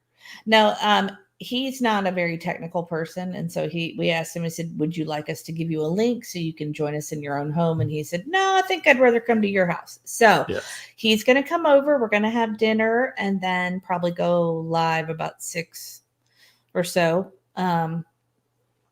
So that will be really so he's not having to be out here till like midnight or something like that. Because he has a little bit of a drive. Yeah. So let's see. We'll make sure we announce. Yeah, we can go into this. I don't, that was something we were talking about in our last show. So so I spent a fair amount of time on this, and I I couldn't get done with it. It was just too much because we had started talking in the last episode about food in regards to Sebastian and the stories about there being a camera over the refrigerator and how Peter Hyatt had a theory that there was something about food and control, and we were all kind of talking about in the chat, and it seemed like that might be an interesting way to go down. So I just started going back through several of the interviews and writing down these quotes about food just to see kind of what was going on. I could not get through all of it though, because I was doing it. That's why I was doing the double speed and pulling up the transcripts, trying to skip ahead. You got through enough. I got through several of them, but then I didn't realize just how long some of these interviews were. Like I didn't know that the Terry Lynn phone call was like 3 hours long, and that he did some of those with Queen Bee for like 3 or 4 hours either. It's like, oh, well, there's no way I'm going to get through all of this before the next live. So I'll still go through them, and I might just bring those back next time as a part 2 on that. But I thought it is interesting. There is something about the food situation. So I'm just going to kind of read the quotes that I have. Try to move your notes over here so you can be closer to the mic. So this is from the first interview with Duchess. She says he did have a really good weekend. Actually, we came home from having supper. She then says he loves to eat all the samples. In the second interview with Duchess, I'll just start at the. You need to say who's saying the stuff too. Yeah, so that's all Katie there. This is also.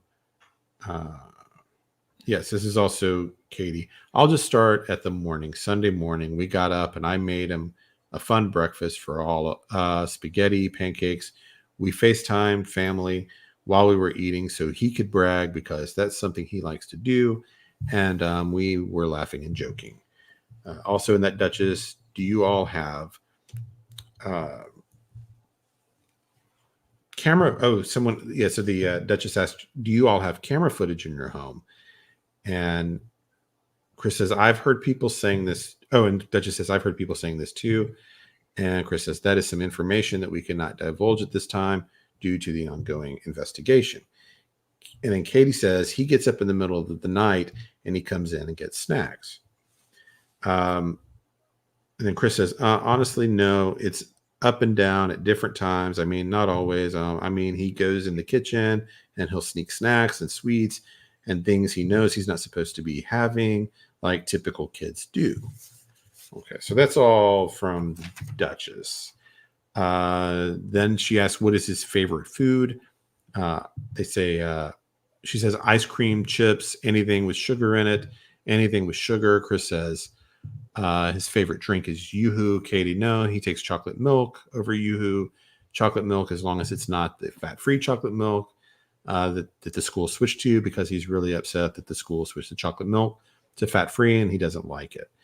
Do you guys have a lock on the refrigerator? This is a question from Duchess also, but I think it was in her chat. And Katie starts to respond first, and she's like, on the fridge. And then Chris says, a lock on the refrigerator? And she's like, yep, that's the question. And then Chris says, yeah, okay, no. I mean, there's an alarm on the refrigerator when you leave the door open. Okay. Mm-hmm. Just kind of a weird thing, I thought, because they're asked that repeating of the question. I thought you were going to mention the spaghetti pancakes. So I got a picture of spaghetti pancakes because that's always been a question for everybody. Like, what the heck is spaghetti pancakes? I think it's in here somewhere. Oh, okay. Chronicles of Olivia. Fun fact, I made breakfast that morning. Fun fact. Yeah, fun. We had a good time. We were laughing, joking. He talked to family on the phone over breakfast to brag. Then she says, a few minutes later, we met at BJ's, had a good day there. He ate a colossal popcorn and came home, put away groceries, lots of snacks because he's 15. Snacks. Then she says, it's a kid as common for him to rummage for snacks. So that's kind of as far as I got through those. I also actually went through the entire Nina interview because I had heard somewhere that she references that camera on the refrigerator, and it wasn't in that 2-hour Trev time interview. It wasn't in that, and so I listened to that whole thing actually, looking for anything about Chris using food as a control thing with her kids or anything, and I didn't find anything of that nature. And then just after, so there is a thing. There's something about this where they're always concerned about him getting food, getting snacks, getting up in the middle of the night to eat. We were looking at like his height and weight. He wasn't like underweight, but he was on the low side of normal. I thought I originally saw it was 110, but it was actually 120 is what it says on the poster. If that's accurate, of course, But anyway, he's on, I think for his height, it was like 111 would be the low, you start to be on the small side after you got below 111. Oh, but okay. Regardless, he was on the lighter side. Yeah, ours does that. A lot of refrigerators come with built-in alarms. Yeah. Ours does that. Mine has a button, though. You can turn it off or on if you don't want it to be. Like if you're cleaning it out. Yeah. Yeah. We broke that. They keep referencing the sneaking snacks, getting up in the middle of the night, sneaking. It's just like. A lot of snack references. Just and then if this ends up being true, where there is a camera that was placed specifically because of the refrigerator, there's something controlling about that. So I started reading all these articles on people using food as like abusers using food to control. And it is one of those things that people will use in a lot of different ways, denying food or complaining about how much you eat or how little you eat, or food, keeping up with checking on what kind of food you've had and all these different things as a kind of way. But these abusers can do this in other areas too. It could be like in how much you exercise or cleaning around the house and things. It's just kind of like that power. They can use food as power, but you could do this with other things too. So like when I tell you to pick up your socks. Mm-hmm. Yeah. Yeah. I'm just kidding.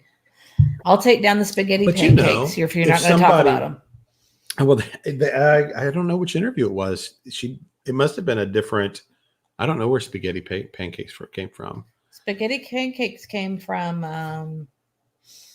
I'm sure somebody in chat knows. I'm sure somebody. Anyway, it wasn't those unless I missed it. But I don't know. There's just something about. Oh, okay. This is first thing. Read Tennessee Nurse. In my opinion, Chris tells everything if you know how to listen. From the beginning, he has told all. This is another reason we need the experience of Chris McDonough brought in and Dr. Gary Bricato's analysis. Yeah. Yeah. They're fun to listen to, too. That's another one that I really like.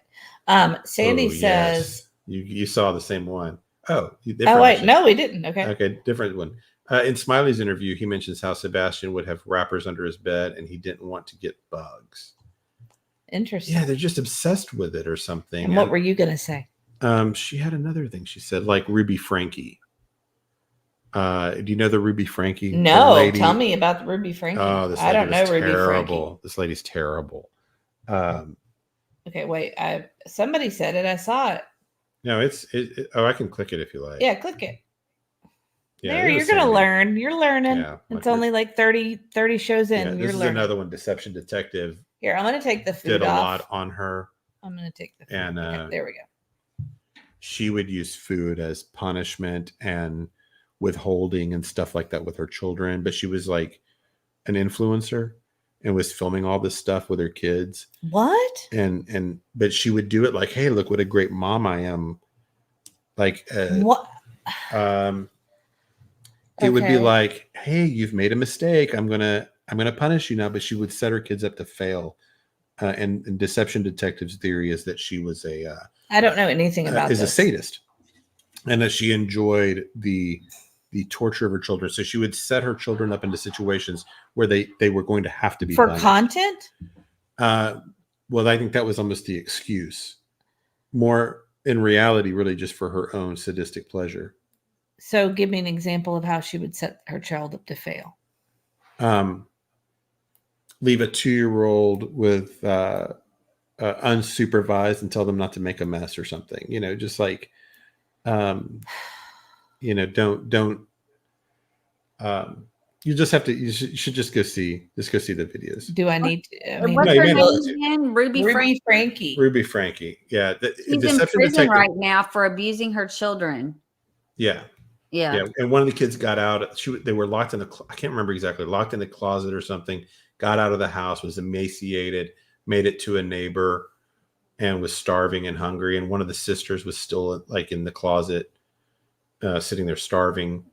And, oh my gosh. She would do it like she's trying to make them better people. And she was like some kind of influencer. And some people were picking up on her videos that this isn't good about this. Yeah, they were like, this isn't good parent. So Deception Detective was saying, I think he blew up his channel at some point. So I didn't know him until this. But he said that was the reason he came back to YouTube, was that case. He was like, when I saw this, I knew what was going on and I wanted to. She fed him hot sauce. Oh my stars. Yeah, it was bad. And someone said she thought they were possessed by the devil. Yeah, there was a religious kind of cult-like aspect to it. She had this other lady. It's a complicated deal, but it's that's just awful. Yeah. But so that's kind of what I'm getting at. I mean, I don't think this was maybe as extreme, I hope. But that food thing can be a controlling factor. A control because you have to have food. And people feel shame over food and guilt and different things. And if you can manipulate how people feel about food, you can kind of control them and stuff. And that's what a lot of the articles were. Oh my stars. I'm reading some of the stuff in chat. Yeah, my stars. Says they're both in jail. So was it a mom and a dad? And then they acted like they were great parents on social media? I don't know if I know the dad went to jail or not. I knew the mom did. Was her advisor. They were Mormons. To weed this garden for. Yeah, it was like they were. I can't remember all of this, but there was something like. That sounds crazy. It was something like it was like a lifestyle improvement kind of people. You know what I mean? Like life coaches? Yeah. Yes. So the Hildebrandt was like a life coach for Ruby Franke, and she would kind of encourage to make the abuse in a way. And so she started staying at her counselor's house, and they had the kids in the basement, and one of the kids escaped and went to the neighbors. Yeah, I remember the video of that little kid sneaking out because they caught that on the camera. She left her husband and lived with the therapist. Oh my stars. Yeah. And then, now the father has them and has custody. Oh my stars. The dad does. Is that right? Yes. That's what someone said. Now I don't know anything about it. I'm just reading what people's comments. No, you didn't know it either? You didn't know this? I'd heard vaguely, but I would stuff like that. I have a really hard time getting into because of the torture. Oh, it's bad. Working with kids for so many years. I just, even when it was really bad, where I worked, it still was never that bad. Even some of our worst cases were not that bad. That's bad. And she'd be like manic on her videos, Yeah. And that kind of stuff is just almost too difficult for me to deal with. And Mally Cat says, Chandra Vander Ark. You want to read it? Look up Chandra Vander Ark and what she did to her autistic son, Timothy Ferguson. She starved him so sad. Okay. So, I'll write that name down. Thank you for thank you for the super chat. Well, I will tell you one thing. You don't have to worry about your child being starved. Let's see. Mine? Yes. Well, the thing is we talked about this, about like withholding foods. We talk about everything. Hold on. We were talking about this, and I said, I just can't imagine if my kid was hungry that I would deny them food. If you're trying to not give them bad foods, if you don't want them sneaking bad foods, then don't buy bad foods. Yeah. Have fruit around. I don't know. Yeah, you can't sneak candy if you don't have candy in the house, right? Right. Well, I mean, that's kind of how we did. It's that big a problem. When he started doing, when Big E started his diet, we just removed everything from the house that he could get into that could cause him problems. And he had this wonderful snack. I think is it called Munchies? I don't know. It was wonderful. That cheese back before food started tasting bad. Food doesn't taste good anymore, so it's not too hard to not eat. But anyway, and he loved this. He would just grab this bucket of munchies out of our pantry, and when we put him on that diet, we had to take the munchies, even though we all loved it. I mean, we would eat it by the bucket. They would have buckets of it at Sam's, and we took it out of the house because it had gluten in it. So we all gave up that particular thing. The kids all drank the rice milk because if we had typical dairy milk in the house, then he would get it and it would make his stomach hurt. So we just removed the things that we couldn't have. Or if it'd make him jealous if we were having it, or right. if we didn't have an alternative for him.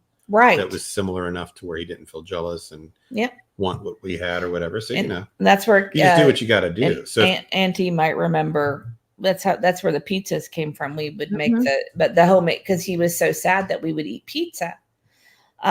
We realized that it made him sad and that he wanted it and he would try to get it. So we stopped having that and made him an alternative pizza that was gluten, casein, and soy free. And that was one of the main things that we did. It actually tasted really good. It was like Chuck E. Cheese, Bob's Red Mill, and all that stuff. So not that anybody cares about my recipes here. But. So I don't know. It just, the obsession with him being hungry, getting up and have, unless it's something like maybe there's a reason around it, some kind of obsessive compulsive thing or something. And, there would be a legitimate issue. It just, considering everything else we know about how they have been with other people and in other relationships, it sounds like it might be a control mechanism for them, Yeah. So I think I think Peter Hyatt's probably right that there's some issue with food in the house. Yeah. Peter Hyatt said that in one of the first things I ever watched with him. Yeah. And, I thought about it at the time he said it, but then when we started seeing more and more, we just had this discussion this week and we're like, there's more to that. There really is more to that. That's why he's a specialist in this stuff. He catches those things. And we were just like, we disregarded it, honestly. Yeah. We just kind of said, oh, okay, okay. I like him, but that food thing's kind of weird. He also said that he thinks that has he changed his story? I mean, I know he's done several videos now, but has he changed his tune? Or does he still think he walked out? I don't think he's changed that exactly. No. Just wondered. I was just curious. Honestly, my mind is so flooded. Oh, did Peter Hyatt think he walked out and that's been his initially? Yeah, I don't think he's backed off of that as a theory. He thinks that something happened. He thinks that Sebastian walked out the front or went out the front door because they have been so adamant about it. And then what he thinks is it may have been like an argument or where Sebastian ran out. Or it was like, hey, why don't you just go sit on the porch and you think about what you did and got locked him out. And then he was gone when they came back or something along those kind of lines. That's sort of what he thinks. Trooper Mom says that some of the medications can cause hunger too. And yeah, that's true. Yeah. They can. Yeah. Our son gained a lot of weight when he started medications. But after he went off some of them, he thinned up. I mean, it was when we stopped, what was it? Guancifene. What else did we stop? There were clonidine. Yeah, we've stopped those two. Those two. His weight dropped significantly, and he was really getting big. So our plan is to slowly wean him off of the medicine so that he's not medicine dependent.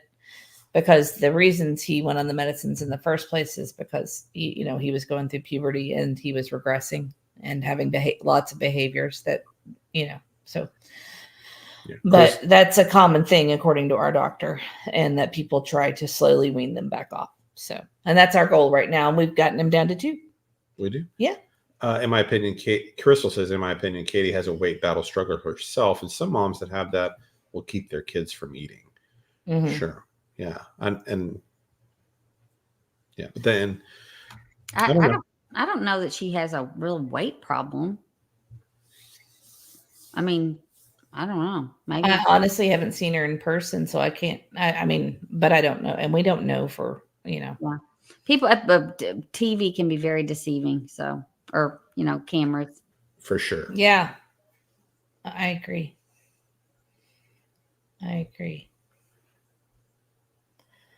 Let's see. Yeah, and some medications make you not want to eat. That's true as well. Mm-hmm. Let's see. Okay.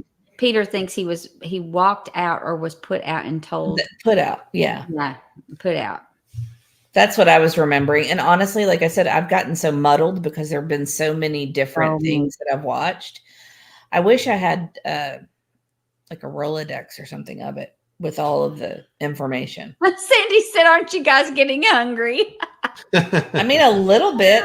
Yeah. If I'm going to continue to look up all this food stuff in the interviews, is it the Queen Bee one where they go on about all the like cake Sam's pops? Club They talk about going to Starbucks and getting cake pops. The Martinelli's apple juice in the little glass bottle. They go through. Yeah. That's going to be like 20 pages because they talked about food for like a half hour on one of these. I think it was Queen Bee. I think that's the one it was. So Sandy, that wasn't pasta. That was spaghetti pancakes. That was one thing. Other people were saying that was in the Duchess interview. Kind of like funnel cake is what I've been told. And every time it seems every time, maybe there's been others where she hasn't, but every time people ask her, so tell me about Sebastian going missing, she's like, well, let me start with the food. It's always like, let's start with breakfast or having snack, the BJ's, the samples or whatever. Colossal popcorn. It's like, let me tell you about everything leading up to it, and then I'll barely tell you anything about the important part. It's just the fact that they got so caught up in the food and the snacks is really weird. It's weird. Of all the things in a case, I mean, you think about Angel that went missing, did they talk about snacks and snacks? Well, that's what I was thinking. I was just thinking, if my child was missing, would I say would I talk about food? It's just weird. I'm not trying to be judgy. I'm trying to put myself in that place. It was one of the reasons I knew that the mom was solid. You could just tell in her interview, one of the things that was so different about the mom than the way that the Proudfoots were, she talked about her daughter only in the positive,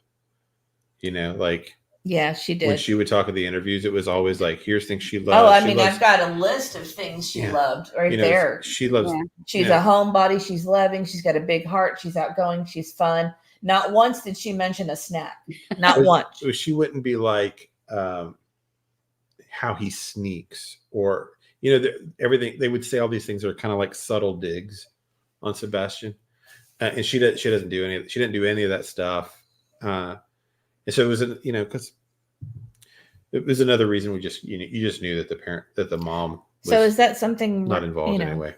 Well, I think that was one of the things. What are we is there something to that control with that food, or is there something to the obsession with mentioning the food? And it was some kind of that BJ's Colossal Popcorn. People even went to that BJ's and says they don't sell the Colossal Popcorn. They don't. Oh, I Am Two Bear says that it's BJ's had a colossal cookie, but no colossal popcorn. Now, could it be that it was a description of a big bag of popcorn and just use colossal because they maybe saw it on the menu? I think the popcorn's not even that big. Well, we haven't gone. I don't want to get a BJ's membership to find out. I did the same thing. I have a BJ's membership, but I guess I could go check mine. I saw the same menu. I looked at the menu too for that same reason. Because I wanted to see what that was all about. And I thought maybe they sold like it wasn't maybe in their little food area, but maybe it was just on the shelf, like these giant, how they have the big bags of chips. They had a big giant bag of popcorn. That wasn't a menu item, but just popcorn that they sold. And she might have just seen it on the menu and got a little confused about what was what, people, it might have just been like or Sebastian lying about doing work and not giving people personal space. And that's not even a thing. Like if our Big E, if something like that, that's not how I wouldn't describe that at all. The personal space. Well, especially this situation where what you're trying to do is you're trying to tell people how wonderful your child is so that they're motivated to help you. You want people to feel right. you only see the good. I'm sure Angel, all kids have flaws and things, but that's not what you wouldn't do in a scenario like that. You're trying to get people to rally around your kid. Mm-hmm. I found it kind of alerting. Ash Cash says, I found it kind of alerting when she said, just know that you're not in trouble. Yeah, that's an interesting comment too. And they said that more than once. Right. That's another interesting comment as well. And then I have to go back to Rogue because Rogue's cracking me up. I live in Ohio. I've never heard of a colossal popcorn. We haven't either. Yeah. And then Tia Nurse makes a good point. Oh my goodness. I'd like to know if the cabinets were checked for what all was bought that weekend. I'm still sus about a road trip, which would need snacks if you're hiding him from the public. Yeah, and I've heard other rumors about those snacks, but again, can't prove them, so I'm not going to say that.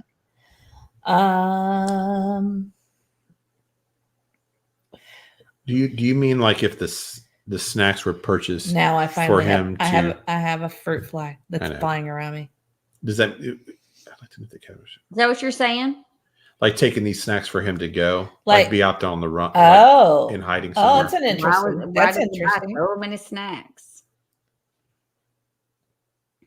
Okay. Well, I would guess. Yeah, I would guess everything that was bought. Talking about this food's making me hungry. This is cracking me up. I have 2 giant packs of popcorn right outside. Boston popcorn. Oh, I've seen the Boston popcorn. I've always heard it. What is Boston popcorn? I've heard it called Chicago popcorn. It's where you have a combination. Well, it's clearly not the same. I know. Well, the Chicago popcorn. Chicago and Boston are not the same. I know, but it's cheese and caramel mixed in the same bag. Like you have cheese and caramel. It's like a sweet and salty combo. But I always heard it called Chicago popcorn. So I don't know. I understand. You're saying, yes, she felt she needed to explain why she bought them. I mean, what your child is missing. Why is that even important? I mean, it really doesn't make sense to me in the whole scheme of things. Yeah, that is a funny question. Tennessee Nurse, yep. Because he's 15 and, snacks. Yeah. Opinionated's a little late and wants to know if you can continue to live there after luminol, the way your person explained it, right? I would think so. Yeah. Absolutely. Because she said in that situation. We said the same thing. What? Auntie and I said the same thing at the same time. Oh, it's funny. Now, I know, everybody. I'm about to make some popcorn too. We've got to stop. You all have got a popcorn maker. So, like, you've got a live machine. You could just be popping it out. Telling all of our personal details. Yeah. Yes, we do have a popcorn machine. Yeah. It's something about this too, right? They talk about things that are relevant. They mention food and flashlights. Like it's also the way that the interviews go. They're like either not answering questions or very little details. But when it gets into the food, they get all energized and they're talking. I mean, it makes no sense. So that's why it's got to be a thing. It's got to be a thing. Oh, Trooper's mom. See, I didn't go to BJ's grand opening. So at Rivergate did serve colossal popcorn for the grand opening, which I believe was that weekend. Correct me if I'm wrong, Trooper's mom. Yeah, it would have been right around that. Yeah. That would have been colossal popcorn. Well, there you go. Our BJ's doesn't. Do you think we should get sponsored by popcorn? Or BJ's? We have to actually have a membership, wouldn't you think? That's true. There's some truth in those lies. Oh, that's a good statement. I like that. That sounds like old. Like old, like my grandfather would say that. Yeah. Like an old saying. Yeah. The cowboy sitting around the fire or something. There's some truth in those lies. Yeah, it does sound like that. And when there is, I think, I think Chris tries not to lie largely. He just tries to just sort of deceive and mislead.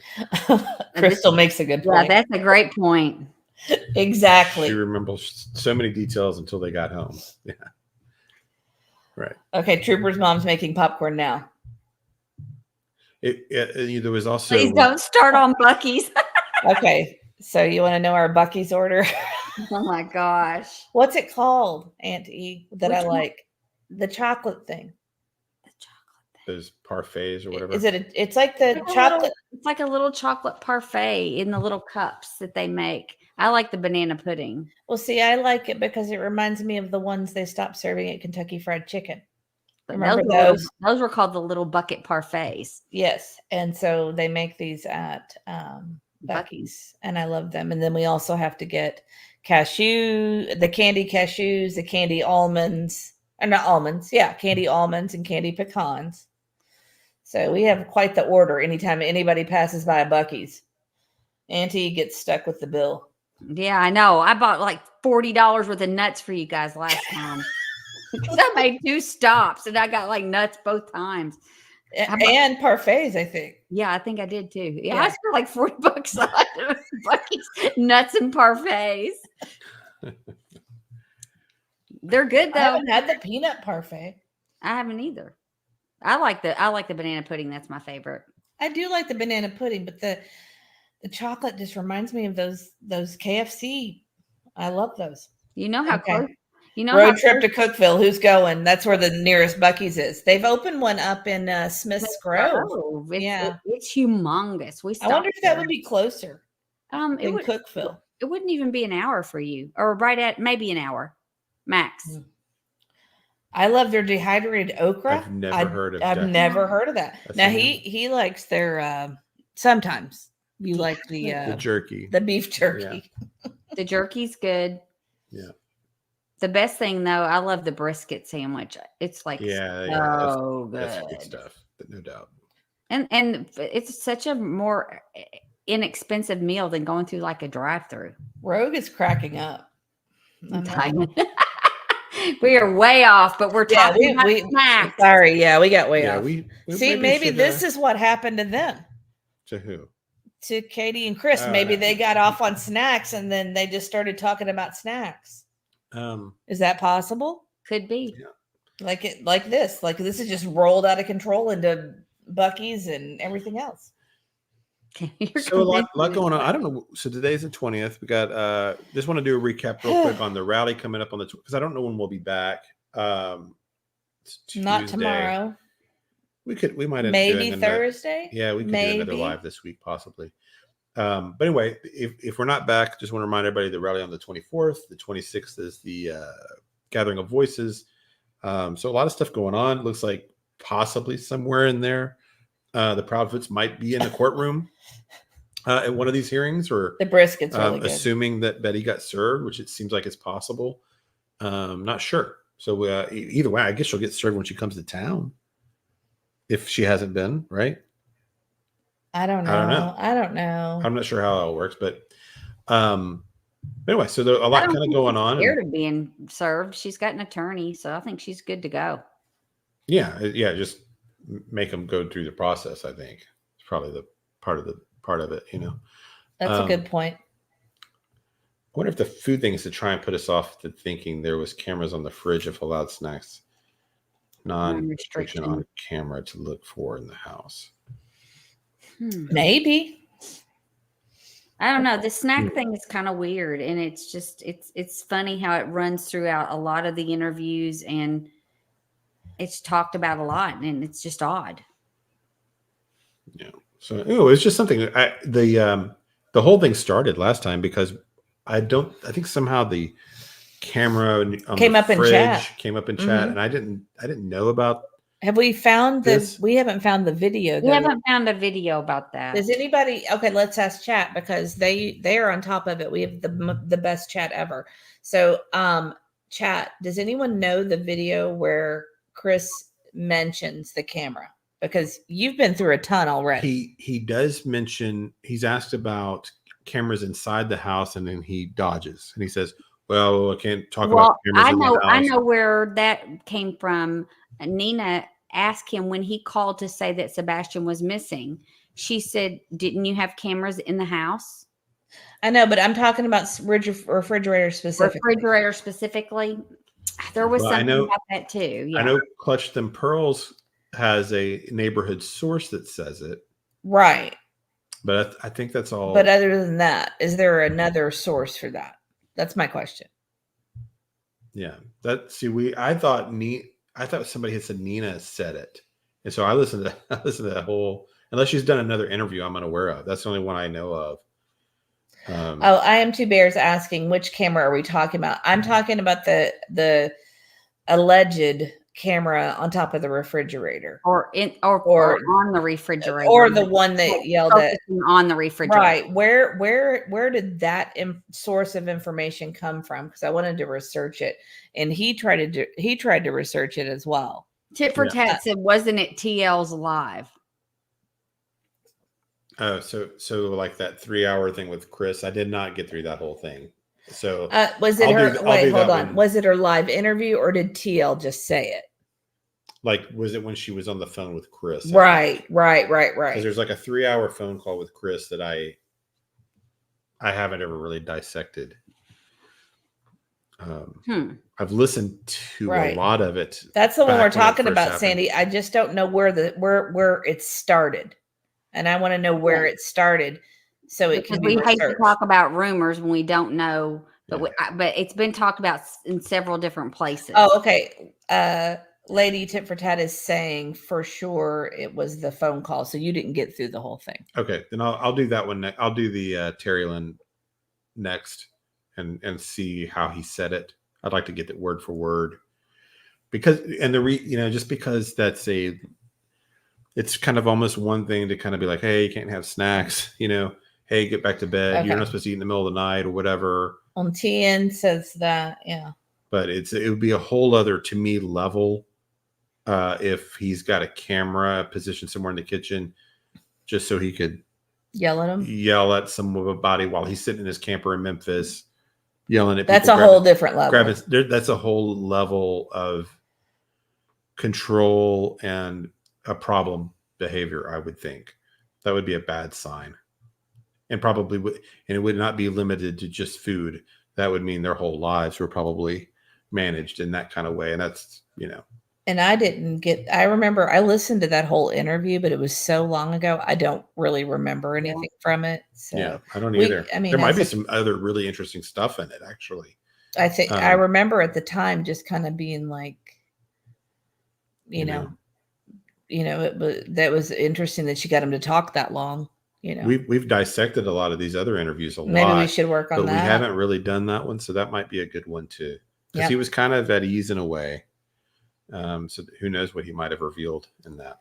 Oh, and Lady T for T, Lady T for T, Tit for Tat is saying that she'll go through it tomorrow. I'll race you. Well, yeah, okay. We'll both do it and just see what we can come up with. That actually would be interesting if you guys want to do kind of like a study. I don't know. I think that's what Justin calls them. Kind of like, okay, let's everybody when we reconvene, let's listen to that video and or watch or what.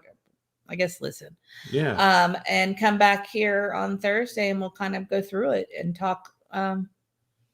Is that okay with you guys? Yeah, maybe I'll maybe we could message Terry Lynn, see if we can get permission to play some clips. Well, actually Rogue is right. The language is bad, and that we can't do that. That's not what we're going to do. Oh, I didn't really. It's been so long. I didn't because remember. did he know he was being recorded? I don't know. I don't remember this much at all. Who had the bad language? Yeah, probably. I don't know. I don't know. I'm going to assume both. But we may not have to play like the whole thing. You might be able to do excerpts that don't have it. Yeah. But it might. I don't remember. It might if it were like the phone call with the PI, you couldn't play. You'd have to bleep the whole thing if it's like that. But I just don't remember. But anyway, there might be some interesting nuggets in there. And sorry. My opinion, the Sling Blade interview on Clue is very revealing, almost morbid. We listened to that one too. It was bad. Yeah, and that one's hard to listen to, but we might ought to just on our end push through and listen to that. It's bad. It's so hard to listen to, but again, there might be some stuff in there. But you got to listen to him do Sling Blade for an hour or two. Oh, God. That's not exciting. Also, Ginger Girl said, you did find out some stuff about that. What can we find out about individuals who have a need to over control food? You did find out a few things. They call it a coercive behavior, and that it is one of those things where what's so bad about the food thing is it's a kind of abuse where you almost don't realize you're being abused. Okay. So like, especially, and most of the stuff I read was like involving women. So like if a husband were like, hey, maybe you shouldn't eat so much of this. You're gaining a little weight, whatever this. And hey, I found candy wrappers in the trash can outside. And, it seems like maybe it's just kind of like part of culture of trying to be a perfect image or whatever.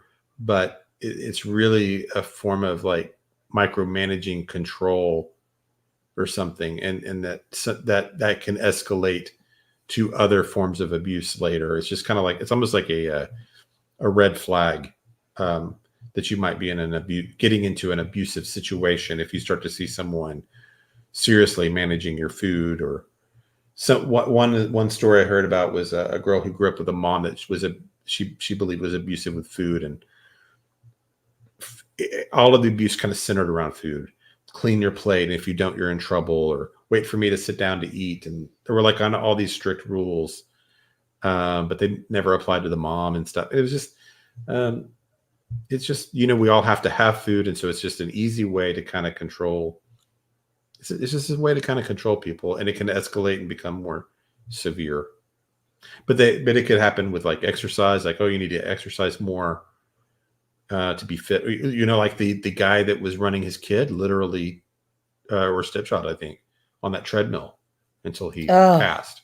I did see that. That would be kind of similar, where you're acting like you're working in the best interest of a child, making him healthy and a man, but really you're abusing. And those kinds of things can happen with food, whether you're withholding or whatever, starving and that kind of thing. Well, you don't control me because I get to have ice cream whenever I want. You do? And he will dip it for me. I do. Because for some reason, in my old age, I have weak wrists. I can't do it. I can't do it. I thought this was good. Opinionated said, could you do a show about coincidences? And actually, I had already replied to Opinionated and mentioned it to Mr. E. I forgot about this. What coincidences, though? Coincidences. But what coincidences could we cover? I mean, I know a few, but would it be a whole show worth? I don't know. Well, we had plenty with red flags, that's for sure. I have to think about that. Yeah, I mean, there are. Oh, answer her question. That's a great question. One coincidence is that they just happen to not have their cameras on that night, right? With all sincerity, do you believe that law enforcement has really watched all of these YouTube interviews with Chris and Katie have been involved in? I believe they have 100%. So. Yeah. If they haven't, they're stupid. I bet they have multiple times, and I bet they've probably hired some kind of profiler to look at them and all that. I mean, that's evidence. As if they don't love you enough. Look at all this. That's a good man right there. Oh, so sweet. That's real love, Mr. Mrs. E. It is. Yeah, he does a lot of things like that. He is definitely a service-oriented. What's that called? His love language is service. Yeah, well, that's true. I think dreaming of blue skies and sandy beaches husband's right up there. It sounds like. There you go. That's pretty good. She got ice cream and brownie. There you go. That's the way to do it. I'm not exactly sure what my love language is either. Okay, people are coming up with some good coincidences here. Oh, let's hear them. So, another coincidence: the camera across the street froze at 3:11 a.m. How is that a coincidence? That it just happened to freeze. Yeah. Okay, I'm at a key time of night. Time. Yeah, at a very key time of night when stuff supposedly was happening. Yeah, that's a coincidence. Yeah. 3:11 frozen. What? You tell me what they are. I'm making notes. Or a security light went off and the bulbs were removed. That they had the lights at the end of their driveway. Yes, they had no lights in the socket. Yeah. That's okay. Yeah, maybe we could do an episode like that. Have to make it. We'll have to really stretch our brains. It's just it's kind of. I mean, maybe that's another chat question. We got all kinds of chat questions tonight. Let's see. This is another one. Oh, of course. The coincidence of all coincidences in this case, right? Karen says Sebastian disappeared coincidentally on KP and Seth's divorce date, February 26, 2016. Also, call him Kitty. Katie is a communications expert in the Navy. And also knows about security systems. Yep. Okay, you guys, this is fun already. Okay. Yeah, that's good. Gotta write that down. All those down. I'm trying. This is something too. That's more fun than talking about the Terry Lynn video. We do know Laura Lodge said he sent his information to TBI and FBI. And that's something I always wonder is how do they take this information? Okay. That goes back to what Tit for Tat sent me. So she reached out about the elderly lady that I'm not going to post it on here, but she reached out to the elderly lady that thought she saw Sebastian, and then she forwarded it to TBI, and Bobby Simmons' response was, very interesting. Guess we shall see if Seth and Tony say anything, because the elderly lady said she was reaching out to Seth and Tony. Thanks for the info, Special Agent Bobby Simmons. Okay. But wouldn't they want to look into that? Yeah, I mean, that's like they're dismissing it completely. I can show this because that does not dox her. So I'm going to show this for you guys. Hold on. I mean, that's a crummy response. I can show this one. I'm not going to show the other one, but I gave you a summary of it. There it is. Look at that. Okay. So what she did is she reached out and Tit for Tat, let me know if I'm wrong. She reached out to the elderly lady, and I cannot remember her name, sorry, that thought she saw Seth. Right. I'm sorry. Yeah. She watched a show and. Right. The one Donna. Yeah, but she thought she saw Sebastian in some group photos at a home for autistic children. Up in an area where there had been a possible sighting. Correct. And so she reached out to TBI to share that with her communication with the lady with TBI to let them know what was going on. Which is great, which is, her, I think it's great that she did that. And so this is the response she got. Well, and, I guess he's not really saying anything. It's interesting. It's dismissive. It's dismissive. Well, it is. It's interesting. Thanks for the info. Well, I think the sentence that bothers me is, well, we shall see if Seth and Tony say anything. Well, why would it be their responsibility to look into it at all? It should be TBI's responsibility to look into it. They should take every lead and investigate them. Even if, seems kind of crummy. Yeah. I don't care for that. It's interesting though, right? Yeah. And Crystal's emailing you one of her coincidences. So okay. So we can definitely get some more to add to our list. And that's a good, we have to think really hard, but there are plenty. Yeah. I don't know. You might be right there, Gib for Ob. GLBU for Ob. I'm not sure. Is that sarcasm from Mr. Simmons? Like, is it a little? I think it is. A little snark. I agree. A little snarky kind of. Or as Crystal says, he's a whole smarty pants. Yeah, maybe a little, And I think that's there you get into, again, text messages and emails. You're not hearing it come from the horse's mouth. It's typed and so sometimes things can not even be meant to be sarcastic, but it comes off that way. Right. So that's one of those communication breakdowns with all the emails and texts that we have now. He might mean exactly what he wrote. He may just want to see what Seth and Tony have to say and see if it looks like Sebastian or whatever, K-Mac, she's got to head out. She's got 5 kiddos. All right. We've got kiddos that have to be at school early in the morning as well. We do. And Rocky wants to know, is that a Mr. E career hint? Is he service oriented?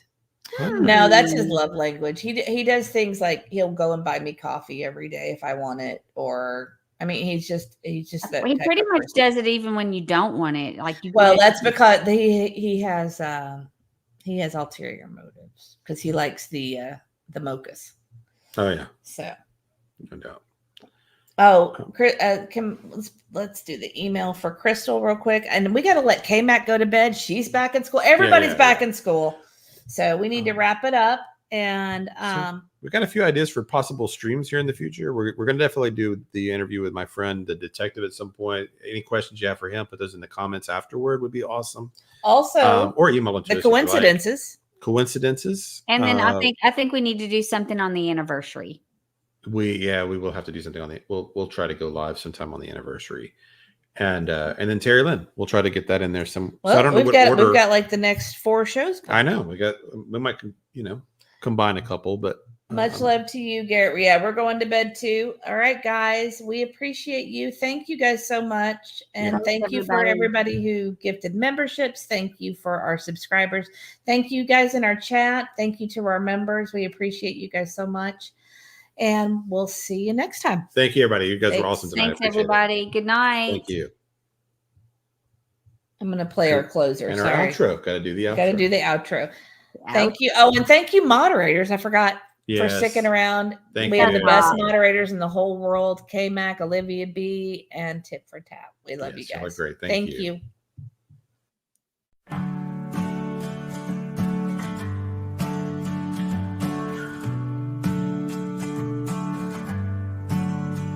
We remember you. We remember you. Ooh. We're still here for you.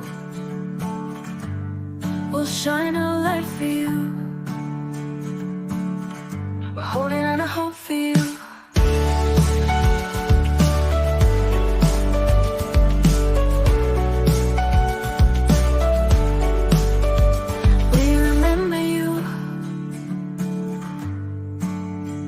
We remember you. Ooh. We're still here for you. We'll shine our light for you.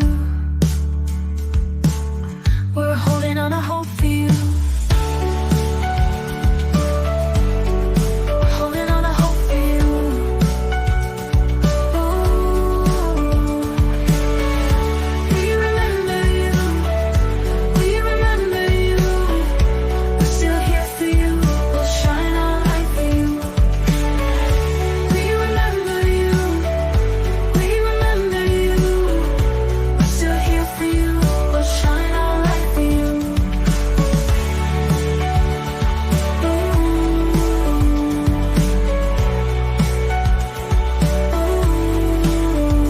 We remember you. We remember